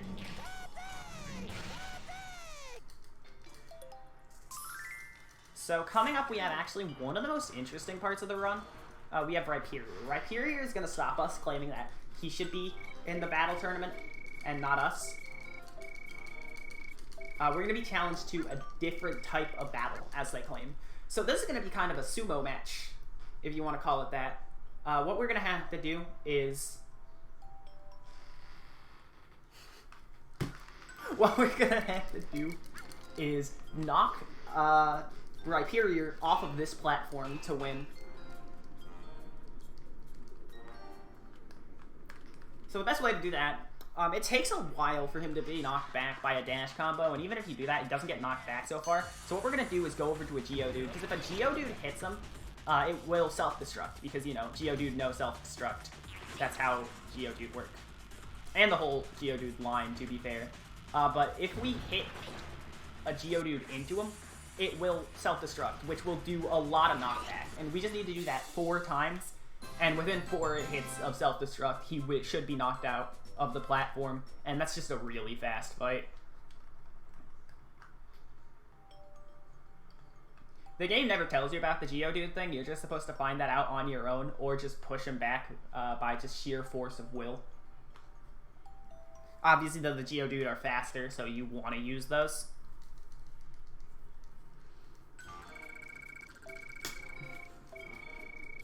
And so Rhyperior befriends us, saying, hey, if you beat us, you better win the whole thing.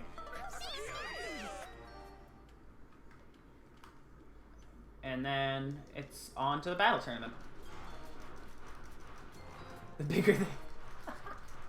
Yep, basically. So, the gate's closed. The tournament's already started.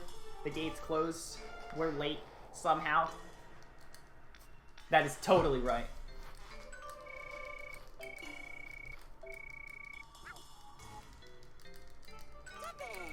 So, the only other entrance is this way. So, we're gonna go this way.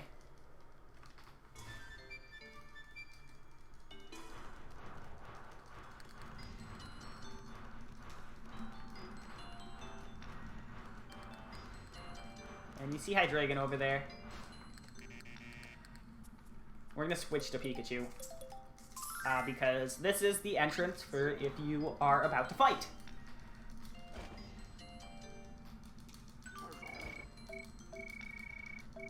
Apparently, Hydreigon was supposed to battle Scraggy.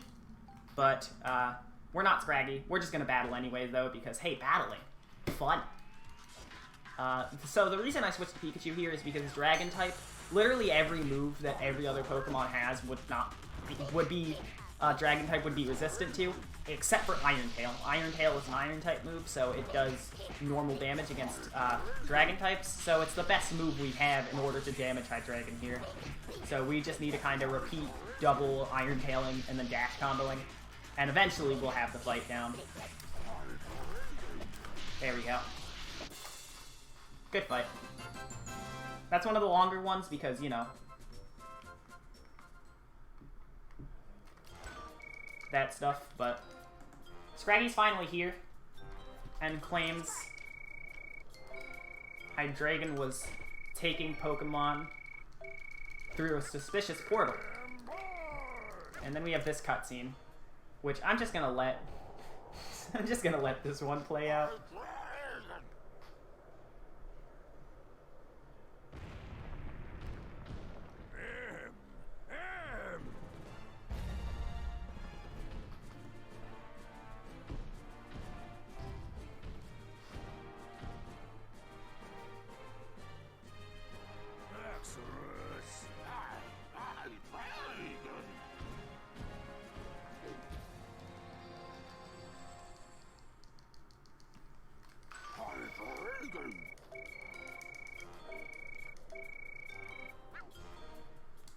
So,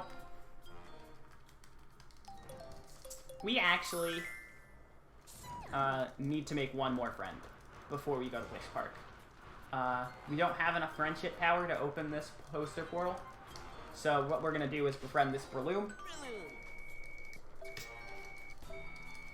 This Breloom is going to play a special game of Chase with us, actually. What's going to happen is Breloom will interrupt every now and then their running away from us to fire Bullet Seed at us.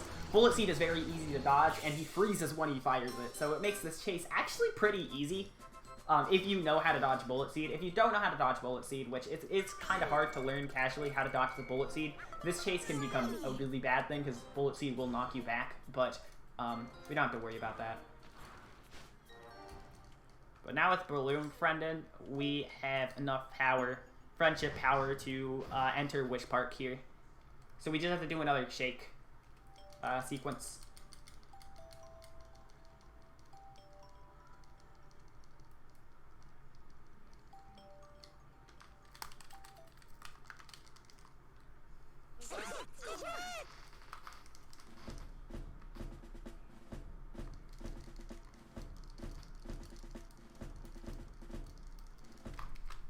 Alright, so here's another shake. This is actually a really easy shake. This is the only area that hasn't been rerouted in the past week.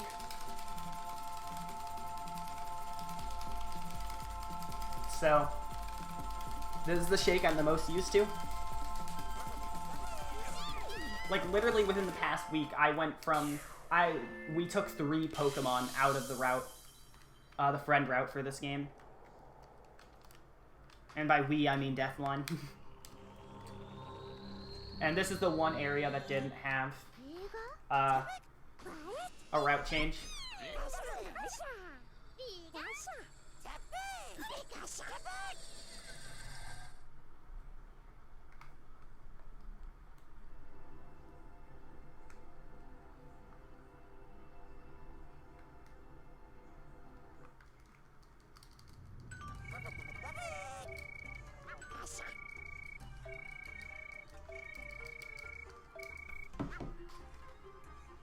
Alright, so what's coming up now is actually something interesting. Gothitelle runs this attraction, and as we learned earlier, Gothitelle doesn't like doing the fighting herself, so we're not gonna have a fight after, because we're not gonna fight Gothitelle, but instead we are going to be fighting Haxorus. We've already fought in Hydreigon, so we're not gonna fight him again.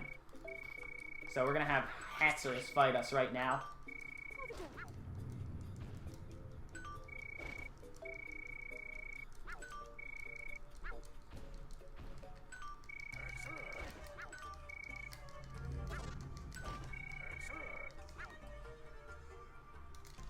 I was mashing and not paying attention, so I said no. Again, a problem where no... The default is no for everything. And I'm on Twitter because I really just am trying to distract myself right now.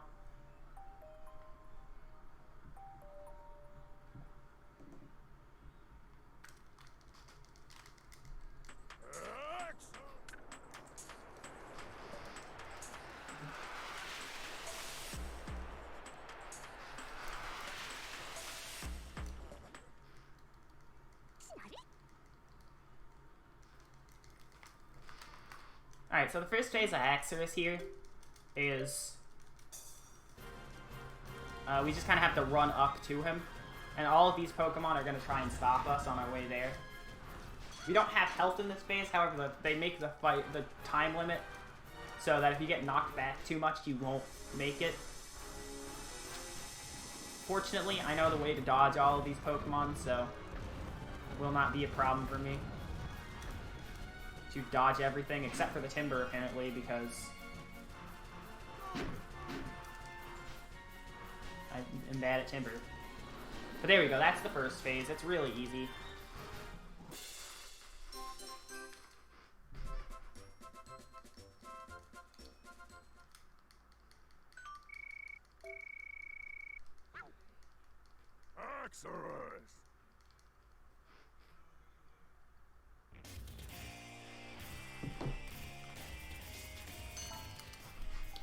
So here we're actually going to give up on purpose at the beginning of this phase so that we can switch to Pikachu, because Haxorus is another dragon type, so similar to what we did for Hydreigon, we're going to switch to Pikachu, so because every other move is going to be resistant, Dragon is going to be resistant. However, with Iron Tail, it will do normal damage, so we want to use that a lot.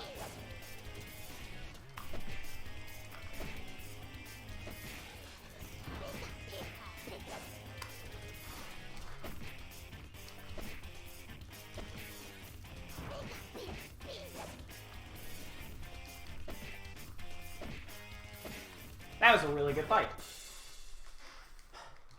Too bad I probably am going to be losing a lot of time anyways because I accidentally said no the first time.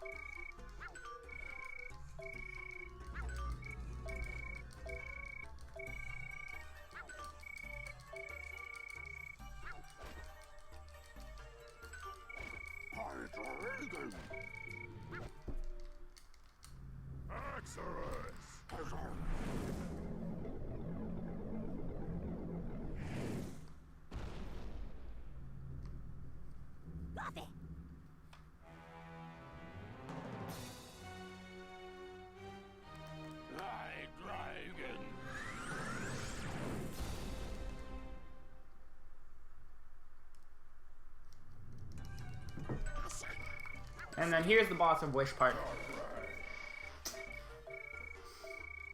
Darkrai is the boss and is trying to make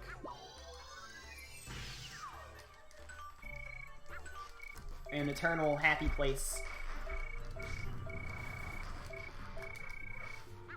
And so the best thing to do for an eternal happy place is fight people.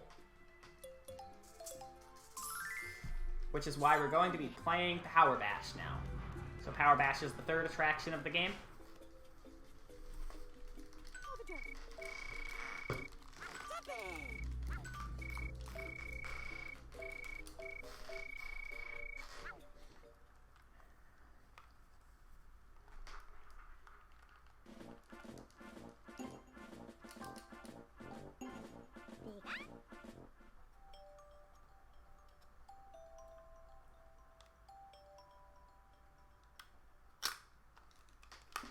So Power Bash is really easy. The target score is only 10,000. What you need to do is just shake or press A at the right time.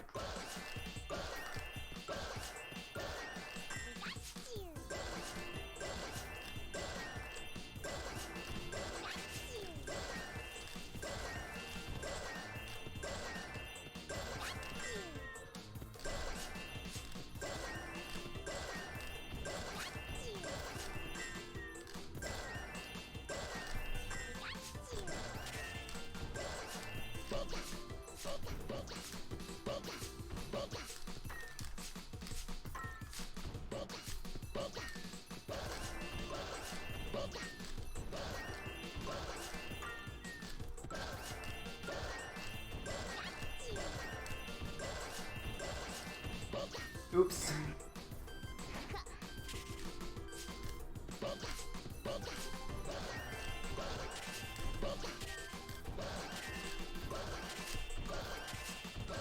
Alright, so that was Power Bash. Over 4 times the target score. Pretty nice. Again, how much high you go above the target score doesn't actually matter at all. But it's just cool because I'm good at the game, I guess. I don't know.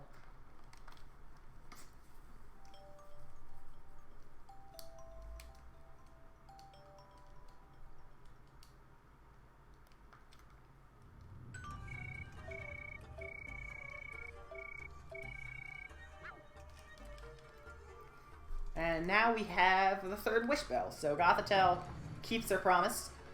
We won't have to fight her.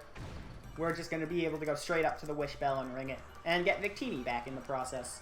Because Victini was stolen during the cutscene. I was quiet.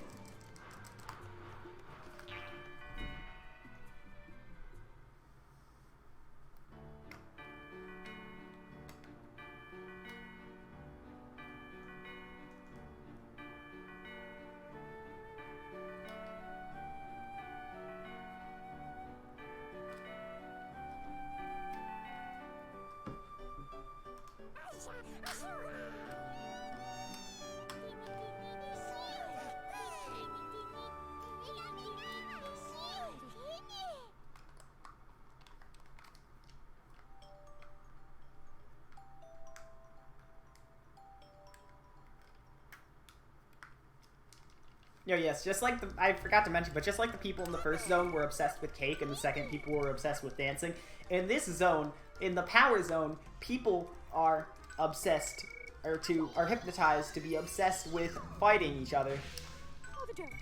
We got switcheroonied here.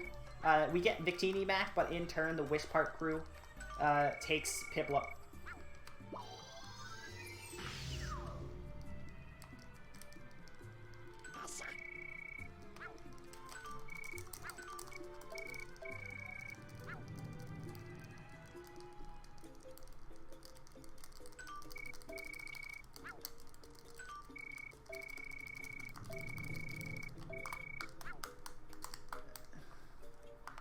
Alright, so now we're just gonna leave. Because we've done everything we need to do here.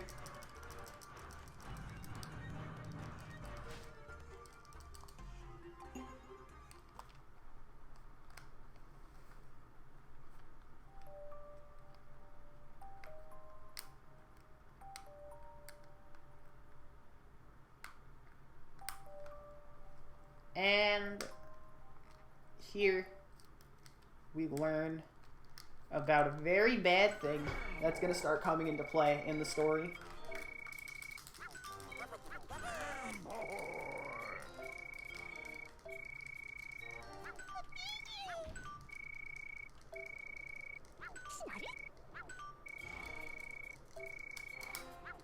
So, this is the Dark Vortex. This is a later game plot point.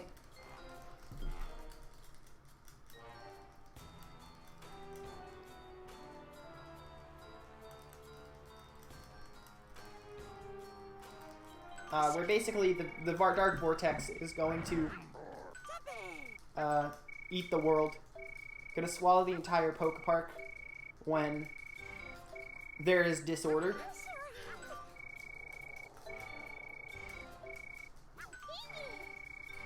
Snivy.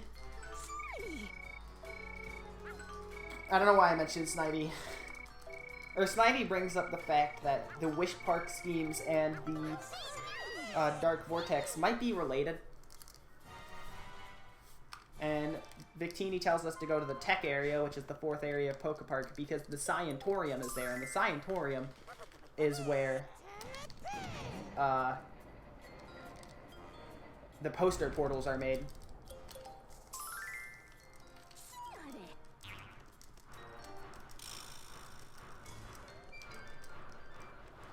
So we're just gonna go back through this cave where we saw Rhyperior earlier.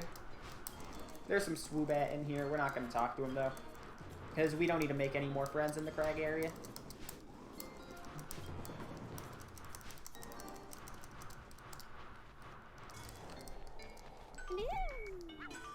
No. I'm off to Cove Town.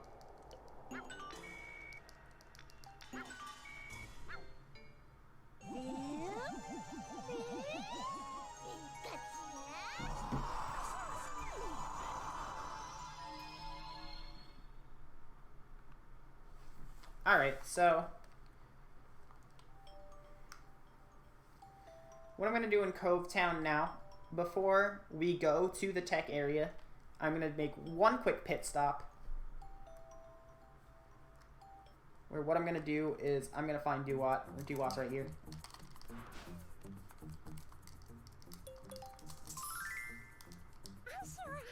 And I'm going to upgrade Duat's dash combo a second time.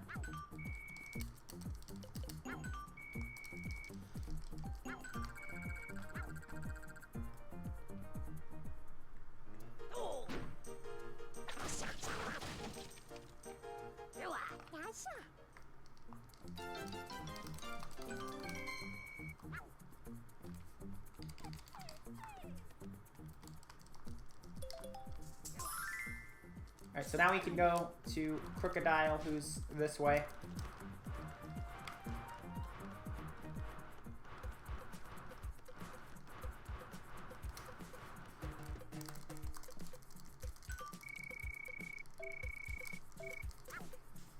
Alright, and Crocodile's gonna open the gate to the tech area for us. So now we have access to the final area of PokePark.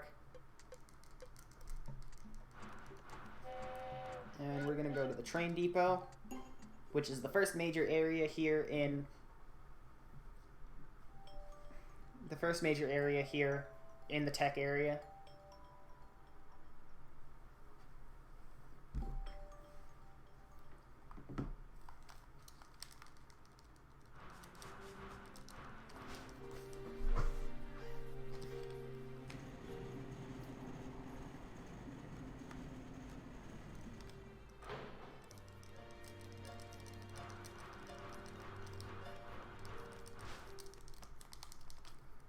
So,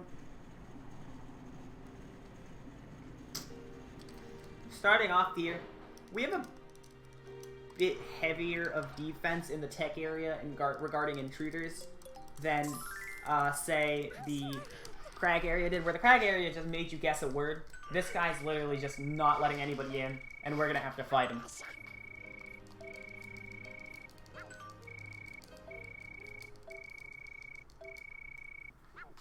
How much left is of this run? I'd say less than an hour, probably. I think. I'm not 100% sure. Probably about an hour at most. I messed up the girder fight here.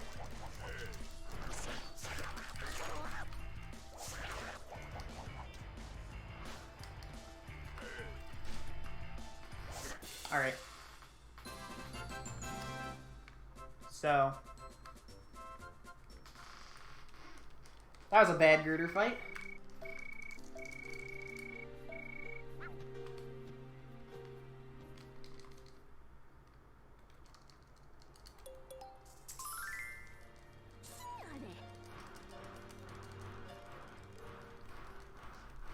But now we need to talk to Conkelder, because Conkelder is going to, is the area keeper. Before that, though, I'm going to move this train. I said move the train, please. Please zap the switch. Thank you. That should not take 3 tries. I don't know why it took 3 tries.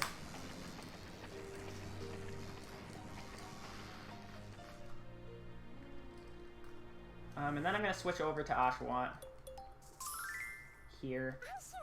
We need to talk to Conkelder, and Conkelder's going to fight us because he's, like...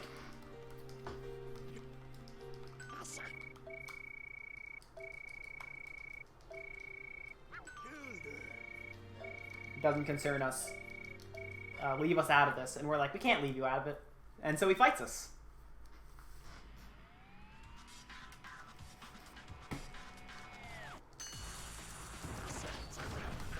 You know, that's not a camera problem, because I was, like, I have that happen all the time with the camera. I could see myself hitting the switch. The game just didn't want to give it to me.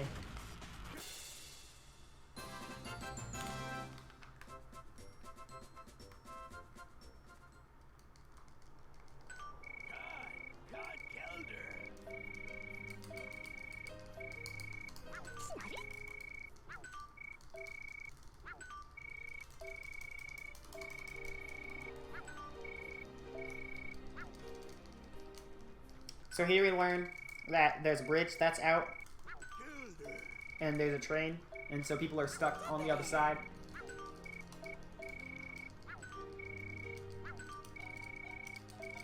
So we need to find Timber, who, as you remember, is all the way back on Seasong Beach. Back that starting beach area. And Driftland's right here, so... I'm gonna go off to Seasong Beach.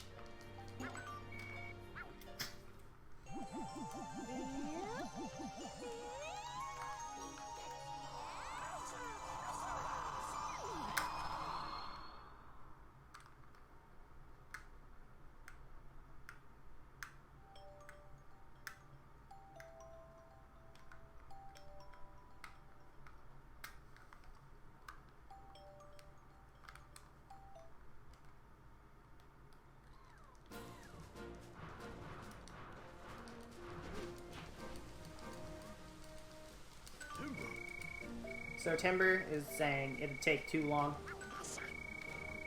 to gather all the materials, so we should get help from the area keepers. So we're gonna go over to Samurott, because Samurott is the closest area keeper. Get away from me, Axel.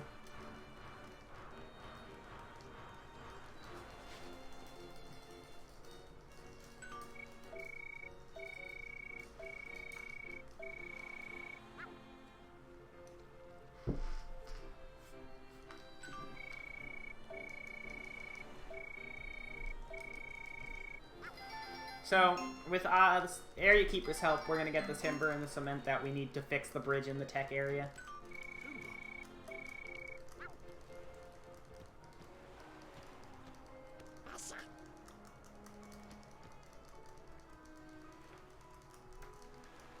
Yet the thing is still growing bigger. The dark vortex is still growing bigger.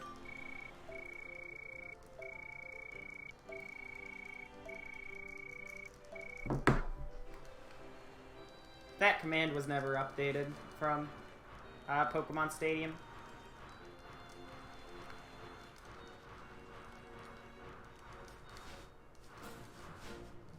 So now we're going to talk to Drifblim. Don't want to go to Cove Town. I want to go to the train depot.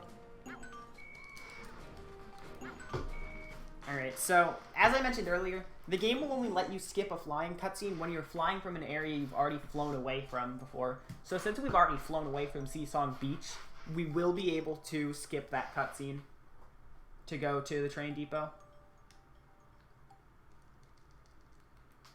And then once that's done, we can talk to Conkeldurr again.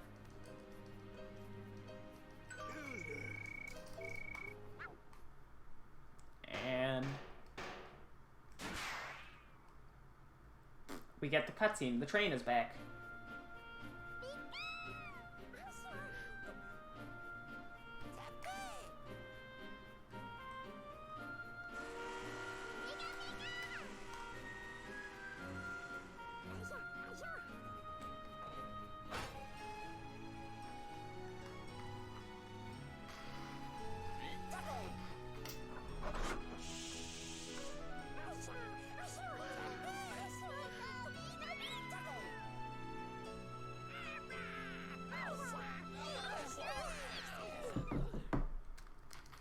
Alright, so the bridge's fixed now.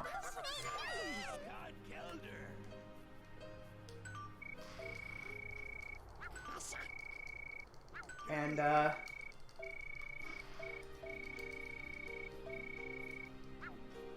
we can go here. I'm going to do a little bit of a time save. I'm going to jump up here and hit this cutscene a little bit early than having to walk to the edge of the stairs. That'll befriend Girder, and Girder will move off of this bridge of the staircase. So we'll be able to go to the warehouse. Again, our goal right now...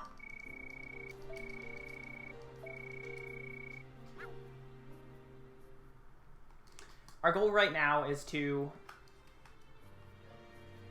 just get to the Scientorium, because that's where the poster portals are made, and we can probably get to Wish Park from there to ring the final wish bell. Or the final... Yeah, the wish bell is the right word.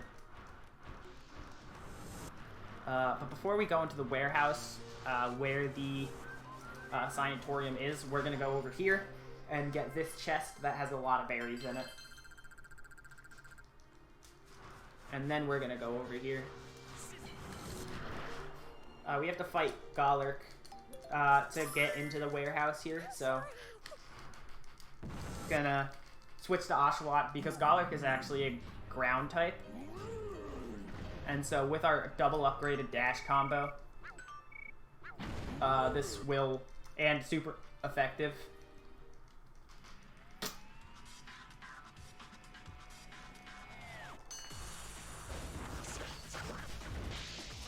This fight should go quickly. I've never seen this pattern before, but I don't like it. There we go.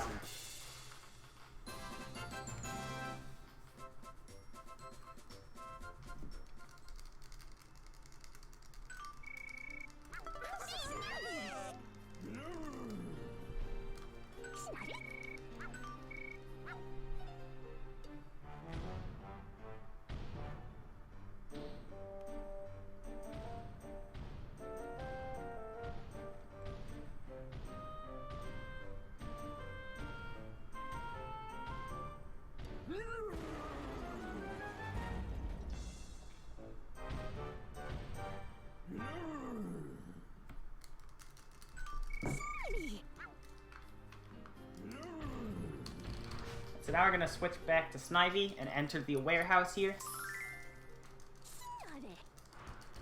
which is named the Unaware House, punnily, enough.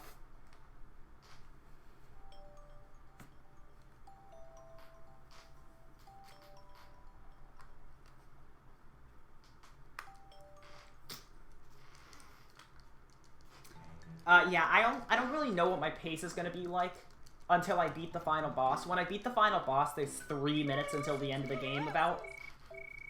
So, I'll be able to know, I'll be able to let you know when I'm 3 minutes from the end of the game.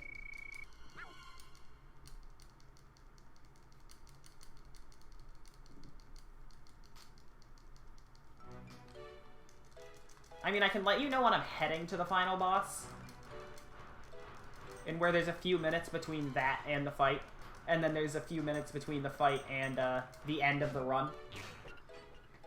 Slowa, it's gonna be story reasons I'll explain later, but there is gameplay after the final boss, which is why we end time after it. So this is the warehouse. We have to hit these switches. I said we have to hit the switches. Snipey, we have to hit the switches. Snipey, we have to hit them. Thank you.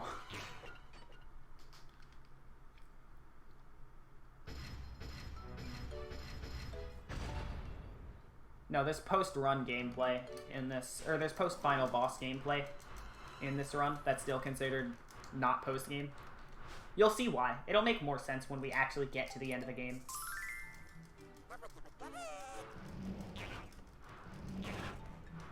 Yeah, at this point it's kind of obvious what the final boss of this game is gonna be.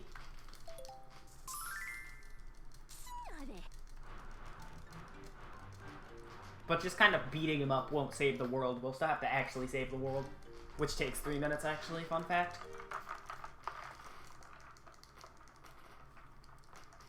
So, here's the entrance to the Scientorium. However, we just accidentally freed the Clink line,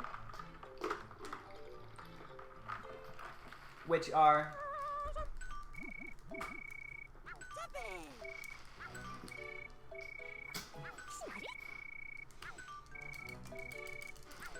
they power the door to the elevator so that we can get into the Scientorium. So we need to go find them. They'll all still be in the warehouse.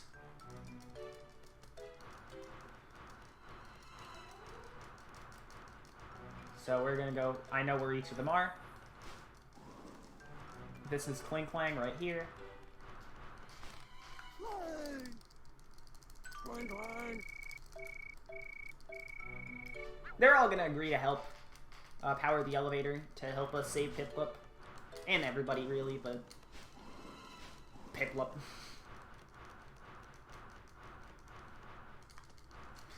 Here we're gonna get this chest on our way because it has 500 berries, just like the last chest we checked. And we want those berries. We basically have all our berries now for the rest of the game.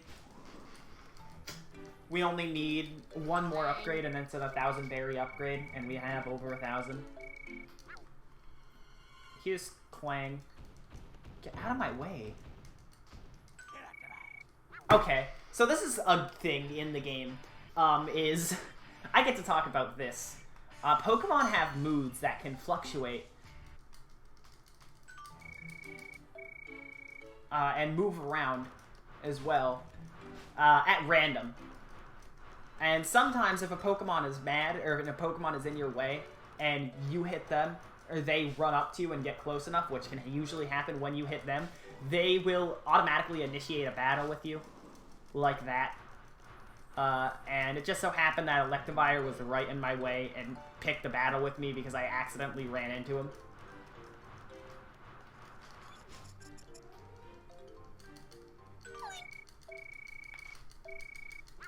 No, the current speedrun.com leaderboards for this game don't have any other categories on them. There should technically be in 100%, but like nobody's done runs of it yet. Any percent is the only thing that anyone's really done a run of. But here we have all of the 3 gears in the Clink line, so we're gonna power up the elevator to the Scientorium now.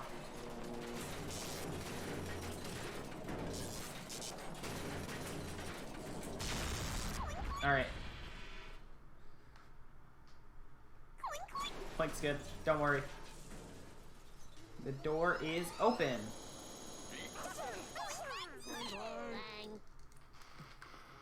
And now we're gonna befriend all three of them, which is good for our friend route.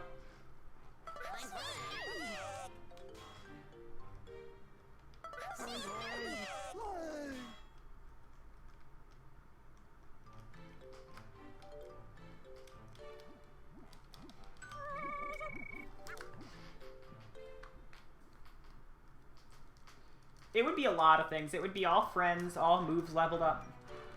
I think all items. There's some items in the game. It's weird. I don't know what the exact 100% definition is. It would be like all double friends. There's a lot of weird mechanics in this game that would be like actual 100%.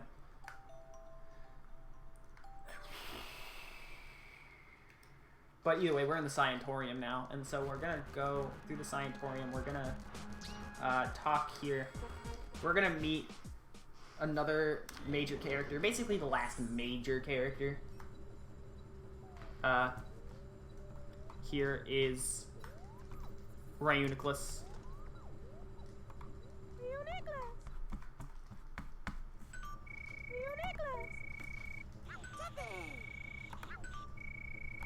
Who is the scientist that created the poster portal.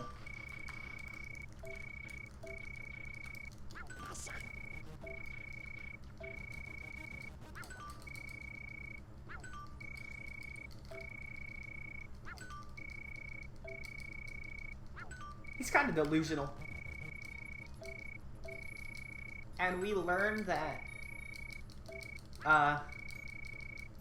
if the wish bells stop ringing, the wish bells regulate time. And that if they stop ringing, that's what causes the dark vortex to appear. So we learned that by Wish Park stopping the wish bells from ringing so that they can keep Pokemon there.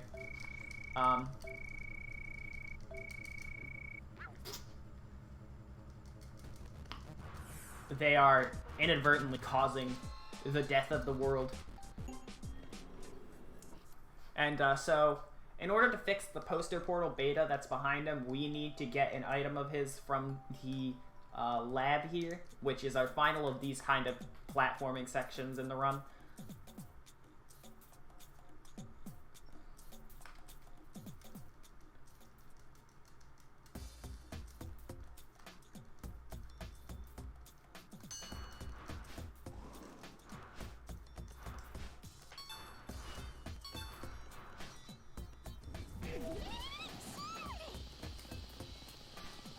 So I'm good on the platform cycle here. It's exactly where I want it to be.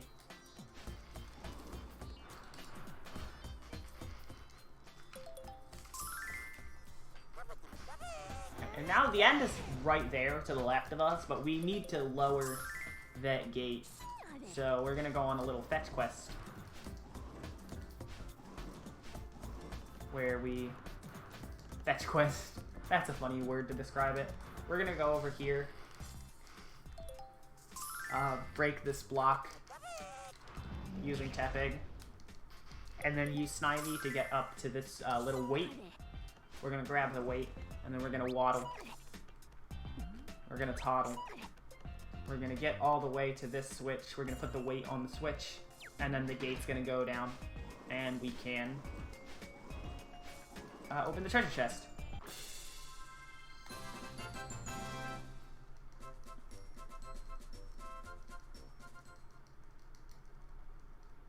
So, with that, we have what we need to fix the poster portal behind Reuniclus. So we just need to go back into Reuniclus' room and open the door.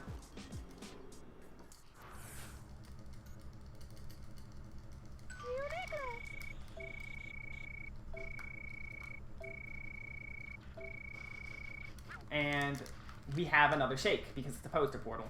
So we need to wish it open one more time. Please?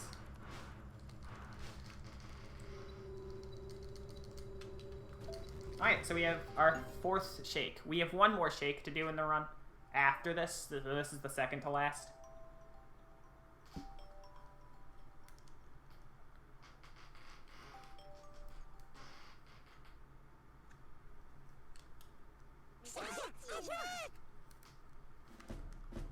Just leave Tepig on the Switch. Honestly, I wish we could do that.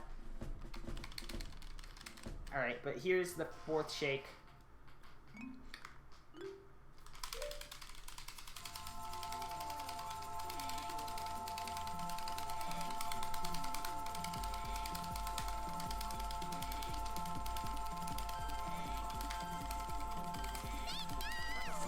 Alright, there you go.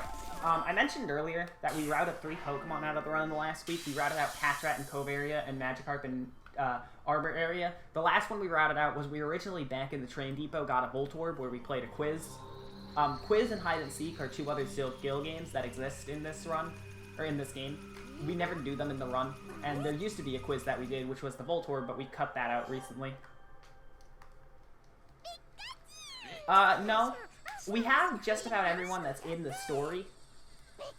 Basically, everybody that we're friends with right now to open this poster portal, we're required to befriend because of the story. You can befriend, like, tons of Pokemon and make that poster portal opening just an absolute breeze. But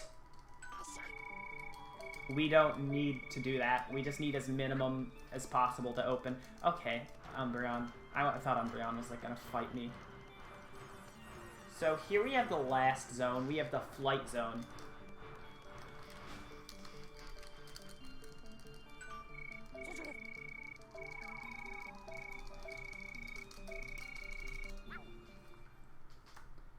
So in the flight zone, we get to play Flight of Fancy, which is a pretty simple attraction. Basically what we're going to be doing is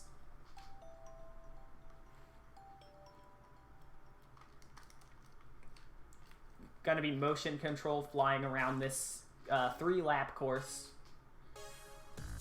collecting gems to get points. We need 15,000 points to win the minigame, which is incredibly easy to get.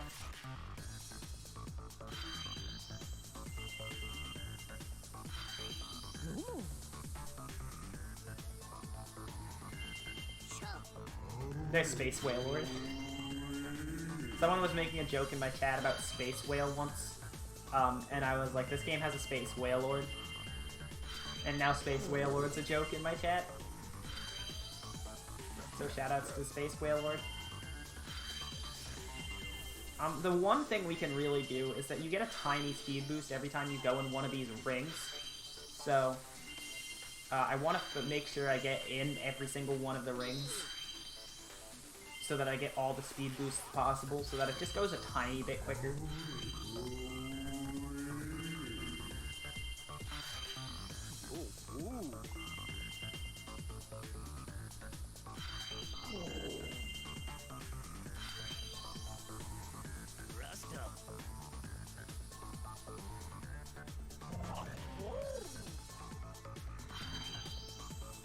Okay, apparently pressing the 2 button, like, massively switches your direction, and I never noticed. It might actually just try and center you whenever you press the 2 button. I'm not sure. I've never done that. The motion controls in this game are usually pretty good, so I never worry about them.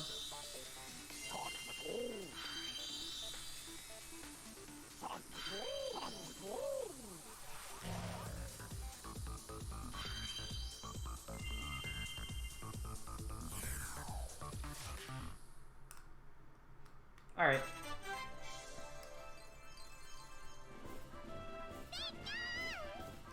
Not again. Hitchhikers. Alright, so that was really easy. That was Flight of Fancy.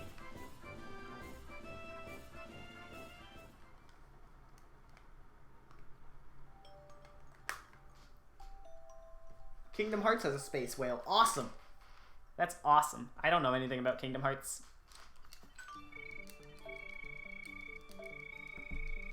So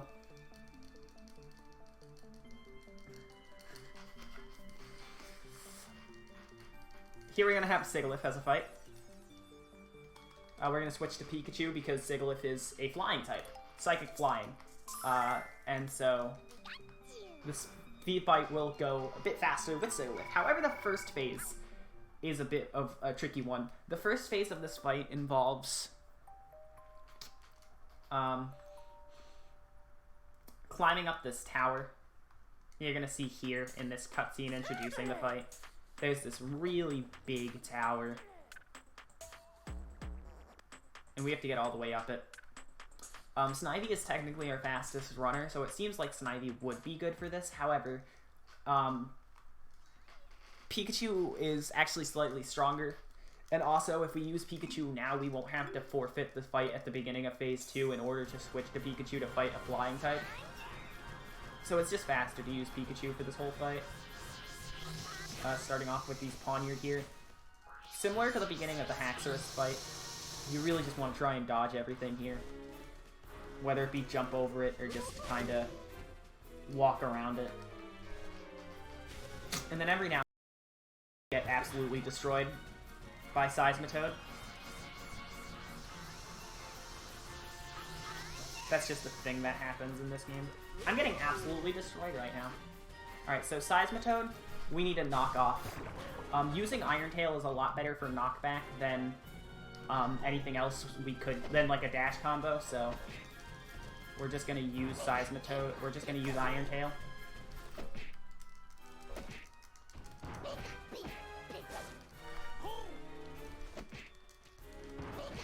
Right, there we go. I'm not liking this fight right now, because thanks to the beginning problems, I'm already on ridiculously low health. These guys I can just run past before they hurt me. Now I just have to deal with Druddigan. As long as I don't die to Druddigan, this should be fine. I'm kind of worried, though. Fortunately, an Iron Tail will stun him enough for me to not be able to hit me if I'm fast enough on my attack.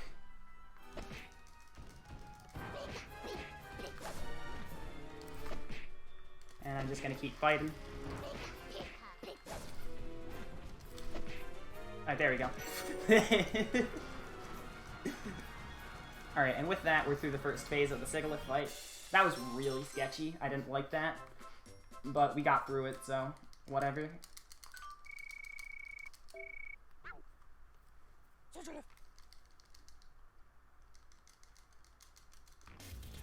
So, Sigilyph is now our opponent. This is a flying type, so I'm going to use a lot of Thunderbolt, hopefully. Because that will do the most damage.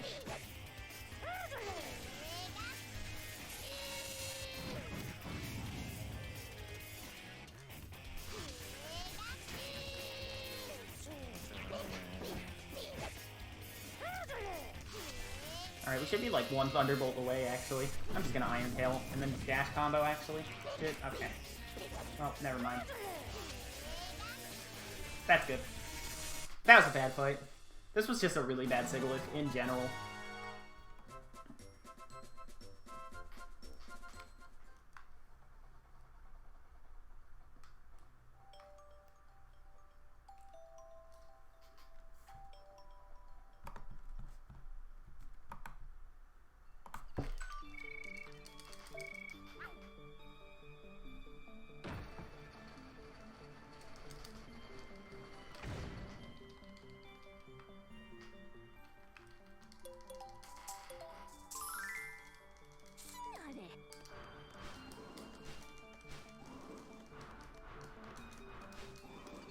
So we just gotta ring this final wish bell.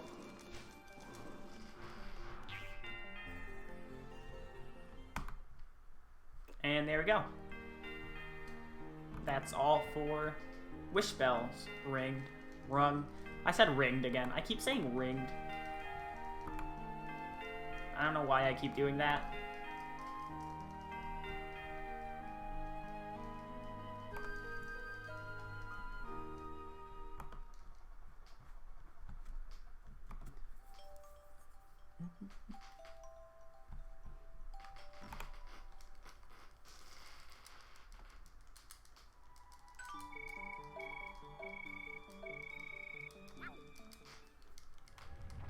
Alright, but now, Wish Palace is going to come together.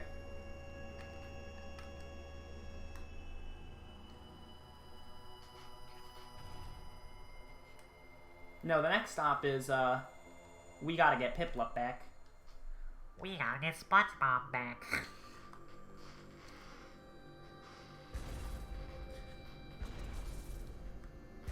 We can save the world, though. Yeah, let's do that.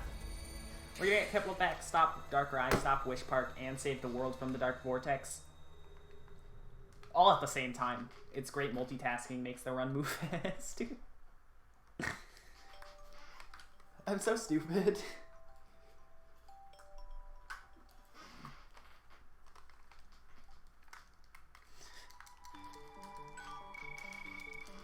Alright.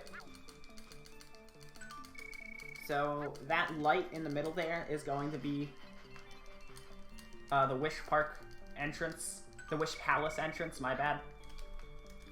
Where we're gonna hopefully meet Darkrai and beat him up and save the world.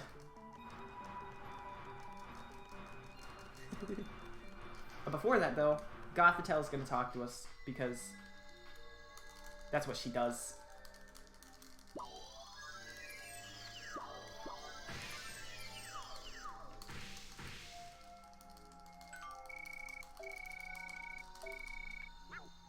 The only thing waiting for us in Wish Palace is sadness. I'm always sad, don't worry about it, Gothitelle.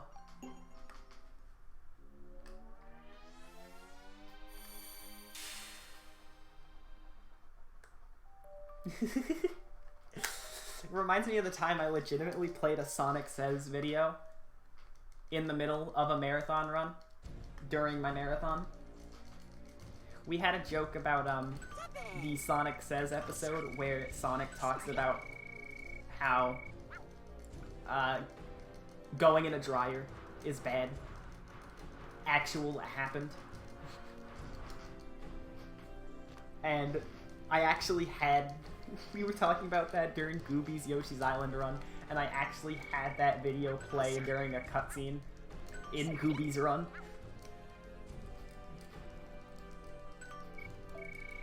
And then I posted the script in chat. Alright, the Piplup seems kind of weird right now. Piplup's mad. Look at how mad.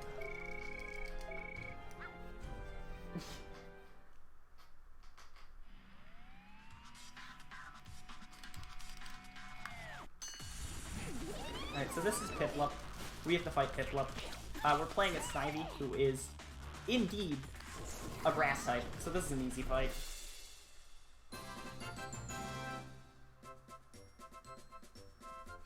Yes!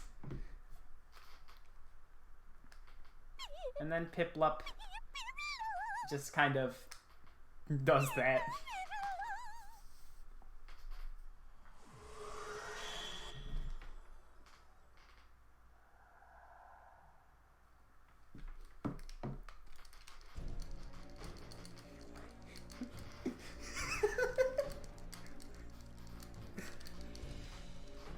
I dedicate my whole life to the Lord. And this is what I get.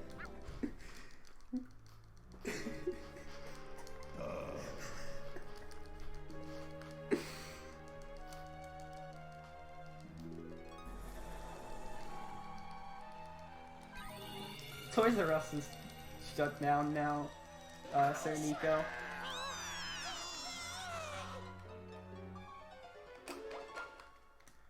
So I was laughing during this very serious moment.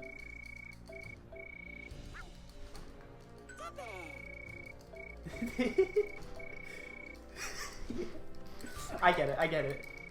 Yeah, I get it, NES. I get what you're saying, but basically, I would explain, but it's written right there. Darkrai took our pals' memories of us and is going to swirly hand us into the Shadow Realm. Dude, Toys R Us is where I bought like a copy of Mario Party 8 when I was like in first grade, and probably nothing else ever.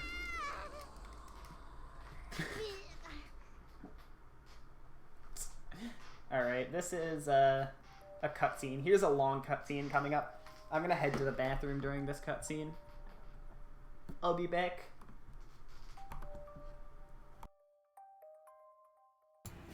So since we got a little bit of downtime and got a cutscene going on, I thought I'd go ahead and fill in some info for you guys. So we got some incentives coming up. So we have Quack percent for Wii Sports Resort coming up. So you need $15 to make that, and we also have My Run coming up, where you can name the creatures we get from the creature creator. So top 3 names that pop up will be used towards that. Anyway, looks like we're almost done, so I'm gonna get back.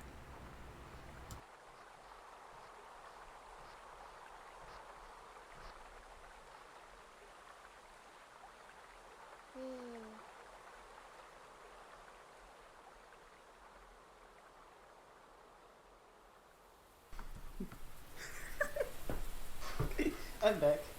I washed my hands, for those who are wondering. I have a bathroom right there. I can literally, like, open the door to my bathroom from my desk.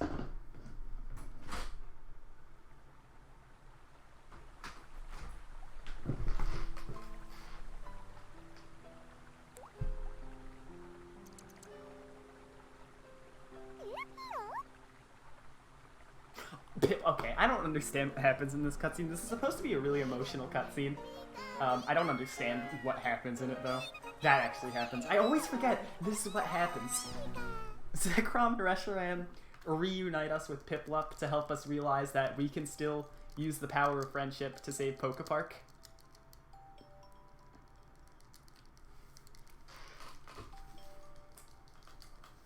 I always forget that. So, yeah, here we go. So we need to all our friends. Refriend all our friends that forgot about us, our pals. And then go back, bring them back to Wish Park and actually save the world. For real this time. I'm proud of Piplup.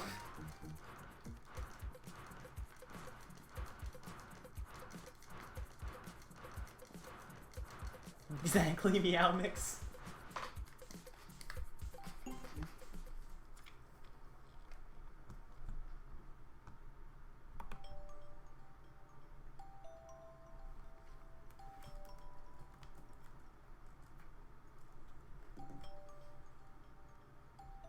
So right now, the story says, the game tells us that the Dark Vortex is too big to fly safely, so we actually can't use Drift Blim to get from area to area.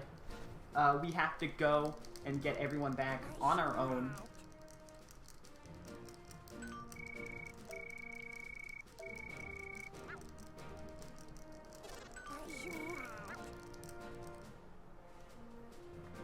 I was not paying attention here.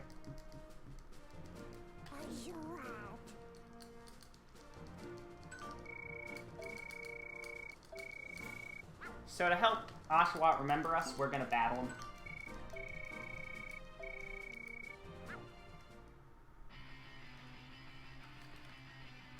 The second fight against Oshawott is actually a lot harder than the first one that we did all the way back at the beginning of the game. Hopefully I won't mess it up, but it's very easy to mess up. When you fight him on the bridge, Thunderbolt has a really easy chance to just hit the bridge and not slope with the bridge and just mess everything up.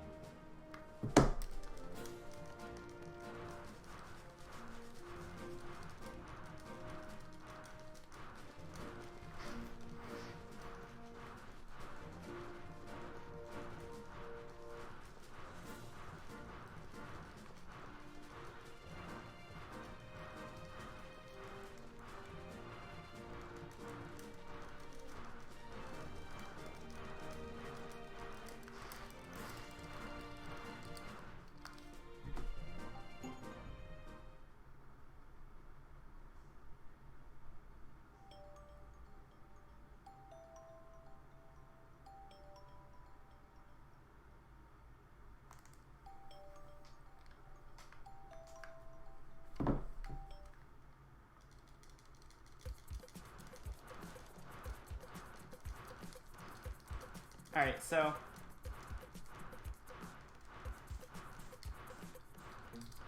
one thing we're gonna do is we're going to get our final upgrade on Oshawott dash combo.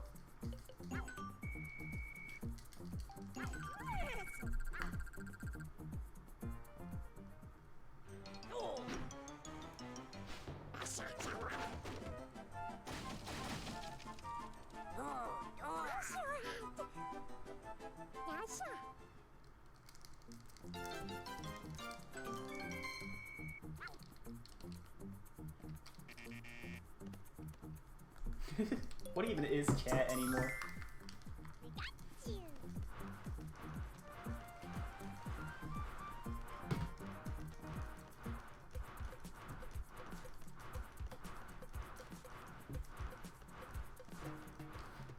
Okay, Crocorock, I actually want you to leave. Alright, so we're gonna go back to the Arbor area to get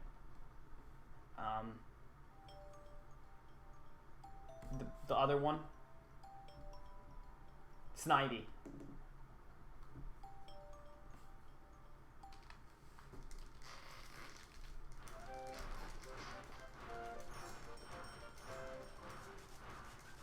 So Snivy's back at the tree stump in Verdant Court, so we have to go all the way over there.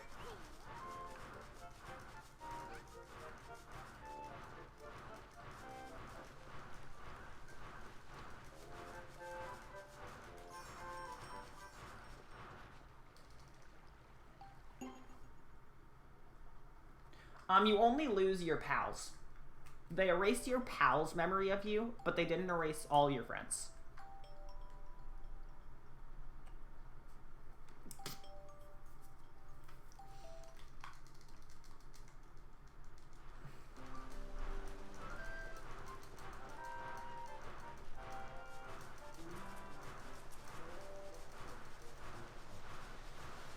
So we're just gonna go back up here to where Snivy is.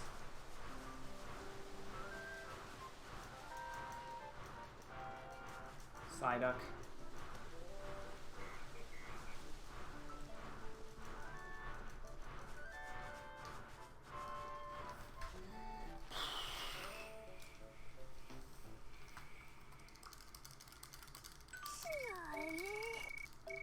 So we're gonna chase Snivy.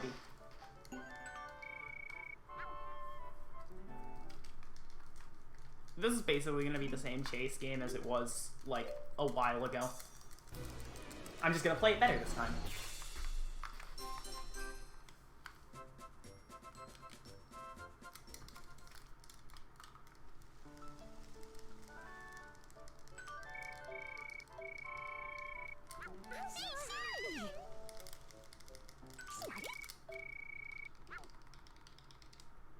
And so now we have Snivy again, so now we have movement. So, at this point in the run, actually, usually I'd use a glitch here.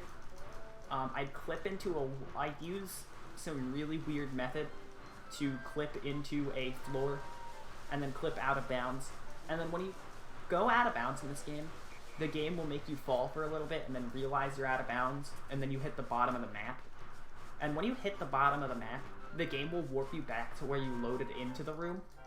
So it saves like a little bit of time, like 10 seconds maybe, to do that, to warp you back to the beginning of this room instead of having to run all the way around like I did there. But obviously this is no glitches allowed, so I'm just gonna take the 10 seconds to fit the theme of the marathon.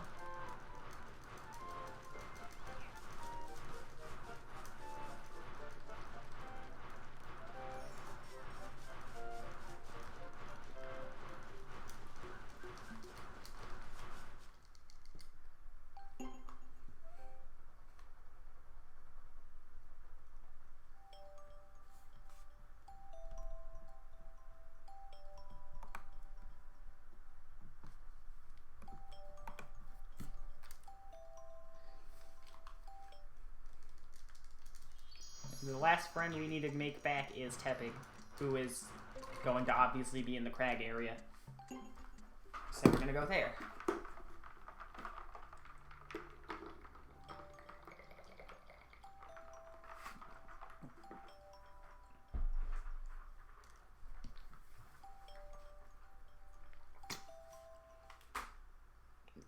Bitrate's looking fine on my end.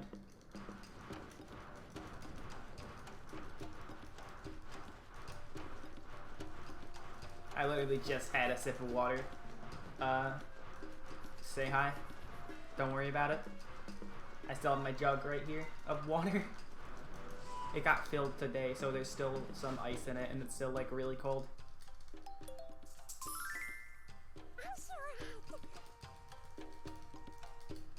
So now I'm gonna switch to Oshawott because we need to fight. We need to fight Tepig, and so water type.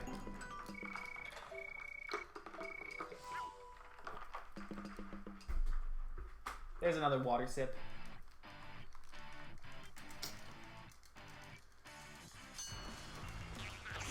So our dash combo being even better than the first time we fought Tepig. This fight usually is a little easier. Of course, I suck, so that was awful. Yeah, no, OBS just hates everything.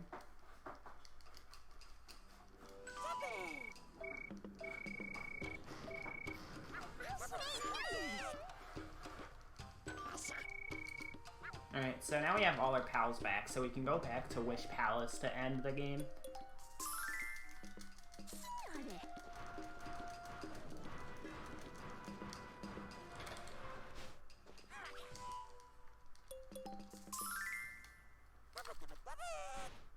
Okay. We can skip this because we've seen this gate open before.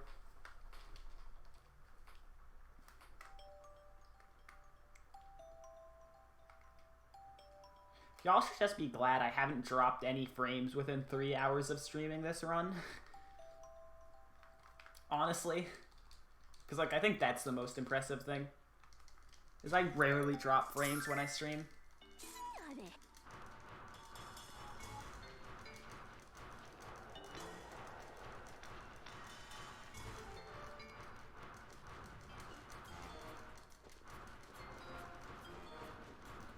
Yeah, no, I'm watching my frame counter. Just in case I jinx myself. I'm, like, really scared now. But as you see, we need to go back to Wish Park by opening the portal again. But just because they erased our pals' memory of us, we didn't erase all of the memories of all of our friends. So, when I load into this poster portal minigame, Shake minigame, Friendship Power. Here you go. You'll see there's still Victini and Rhyperior and Geodude and Breloom and Bastiodon.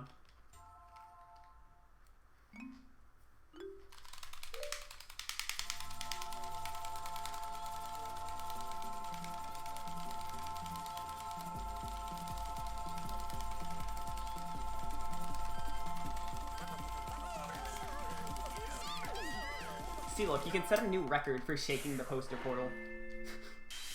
And then you can skip this animation because you've seen it before.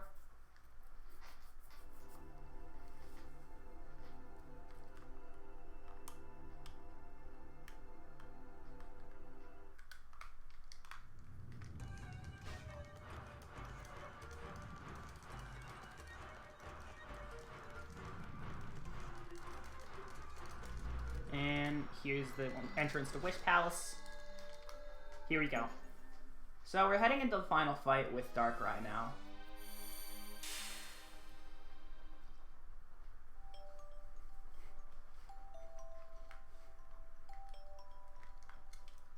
And what I'm gonna do is right before where the fight starts, which is gonna be around this area, I'm gonna switch to Oshawott. Here we go. Because Oshawott obviously has fully upgraded dash combo. Tepig is actually at base level, the strongest fighter. But you get Tepig really late in the game to the point where it's just more worth it. You already have one. It's just good to upgrade Oshawott's dash combo early. And then by the time you get Tepig, it's better at that point in the berry route to just fully upgrade Oshawott, then upgrade Tepig.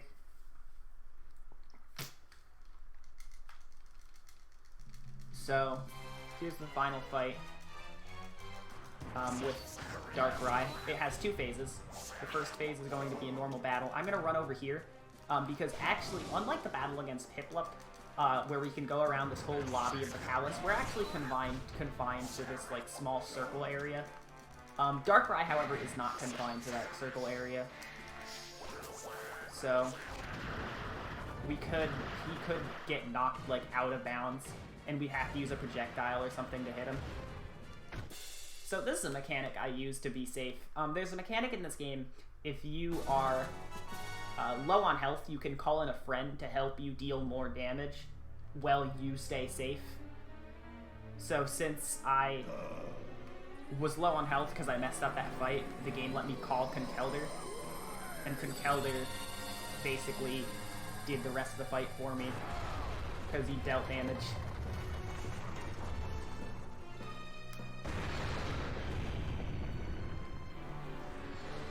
But without that out of the way, we're going to move on to the second phase of the fight where he grows really large.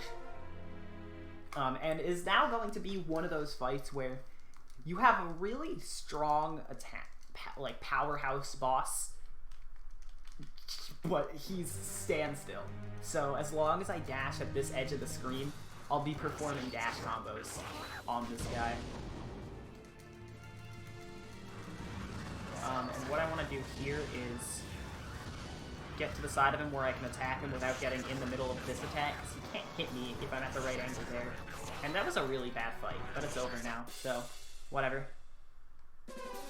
Time's going to be in about like 3 minutes from now, so tell that to Commander and King J.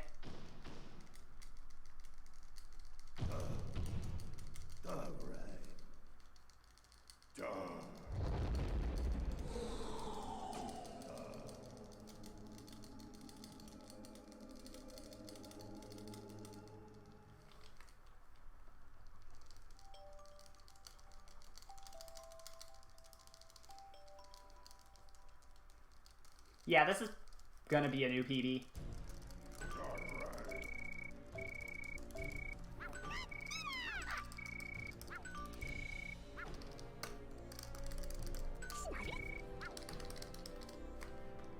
We have a little bit more cutscene to go through. Basically, Wish Park is crumbling. The Dark Vortex has grown big enough to start swallowing Wish Park. So, that's happening.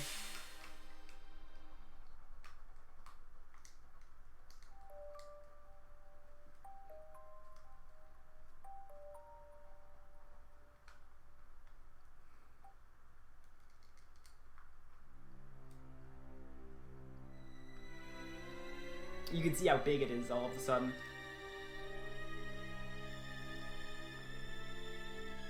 And Cake Zone is starting to crumble. But we have Piplup back, and we also have Reuniclus. And here's the plan. So... okay, we have to load first, that's the plan.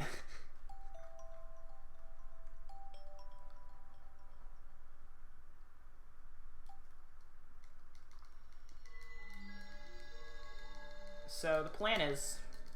Reuniclus has a special item.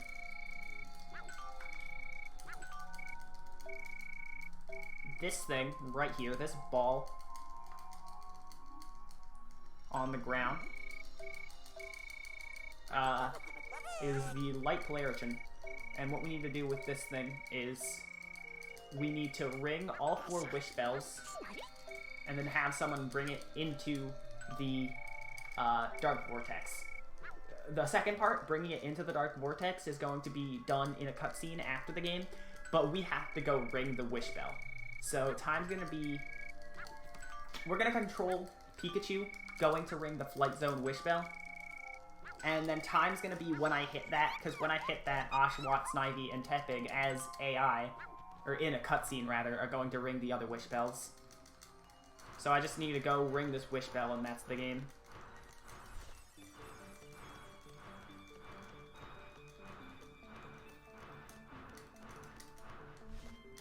times really soon, like 5-10 seconds.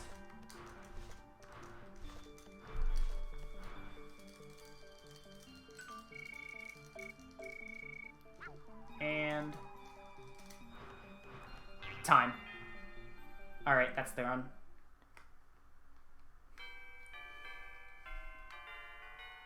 Alright, that was a really bad run. A lot of dumb mistakes in it.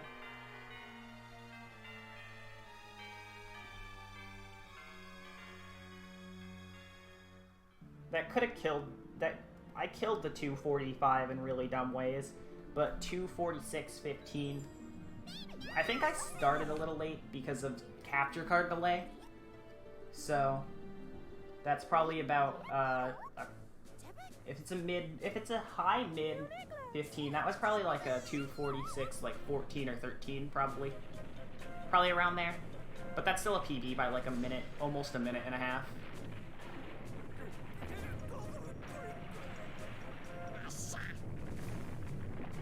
So whatever. World record is, right now, it's 239.07 by Coverall.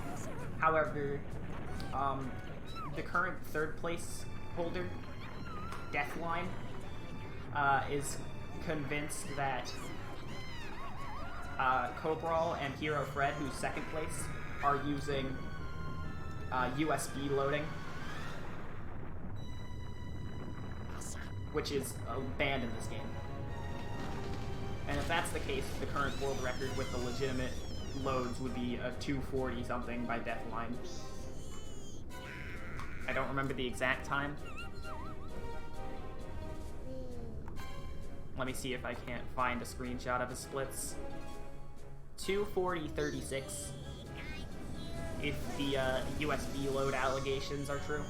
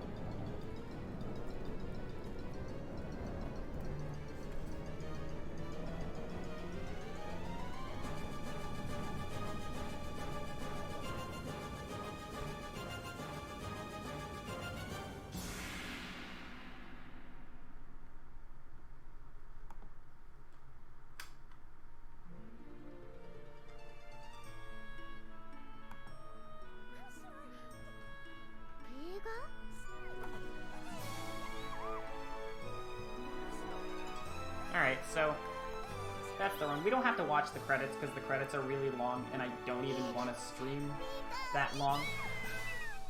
But,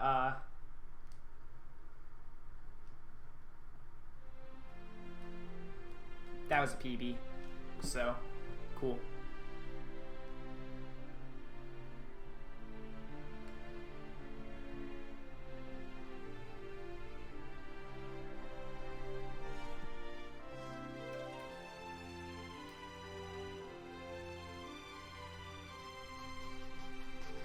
I'll probably highlight that tomorrow morning if I remember, so I can submit it to the leaderboards.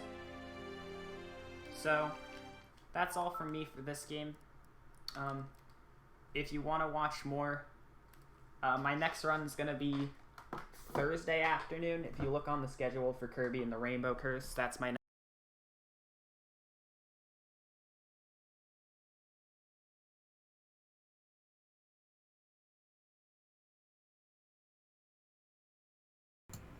All right, Laurie, thanks so much for the thanks so much for the run. So yeah, she ended up cutting herself short there. So yeah, her next run, if you want to catch Laurie again, like I said, is going to be on Thursday. It's going to be around 5:10 p.m. Central.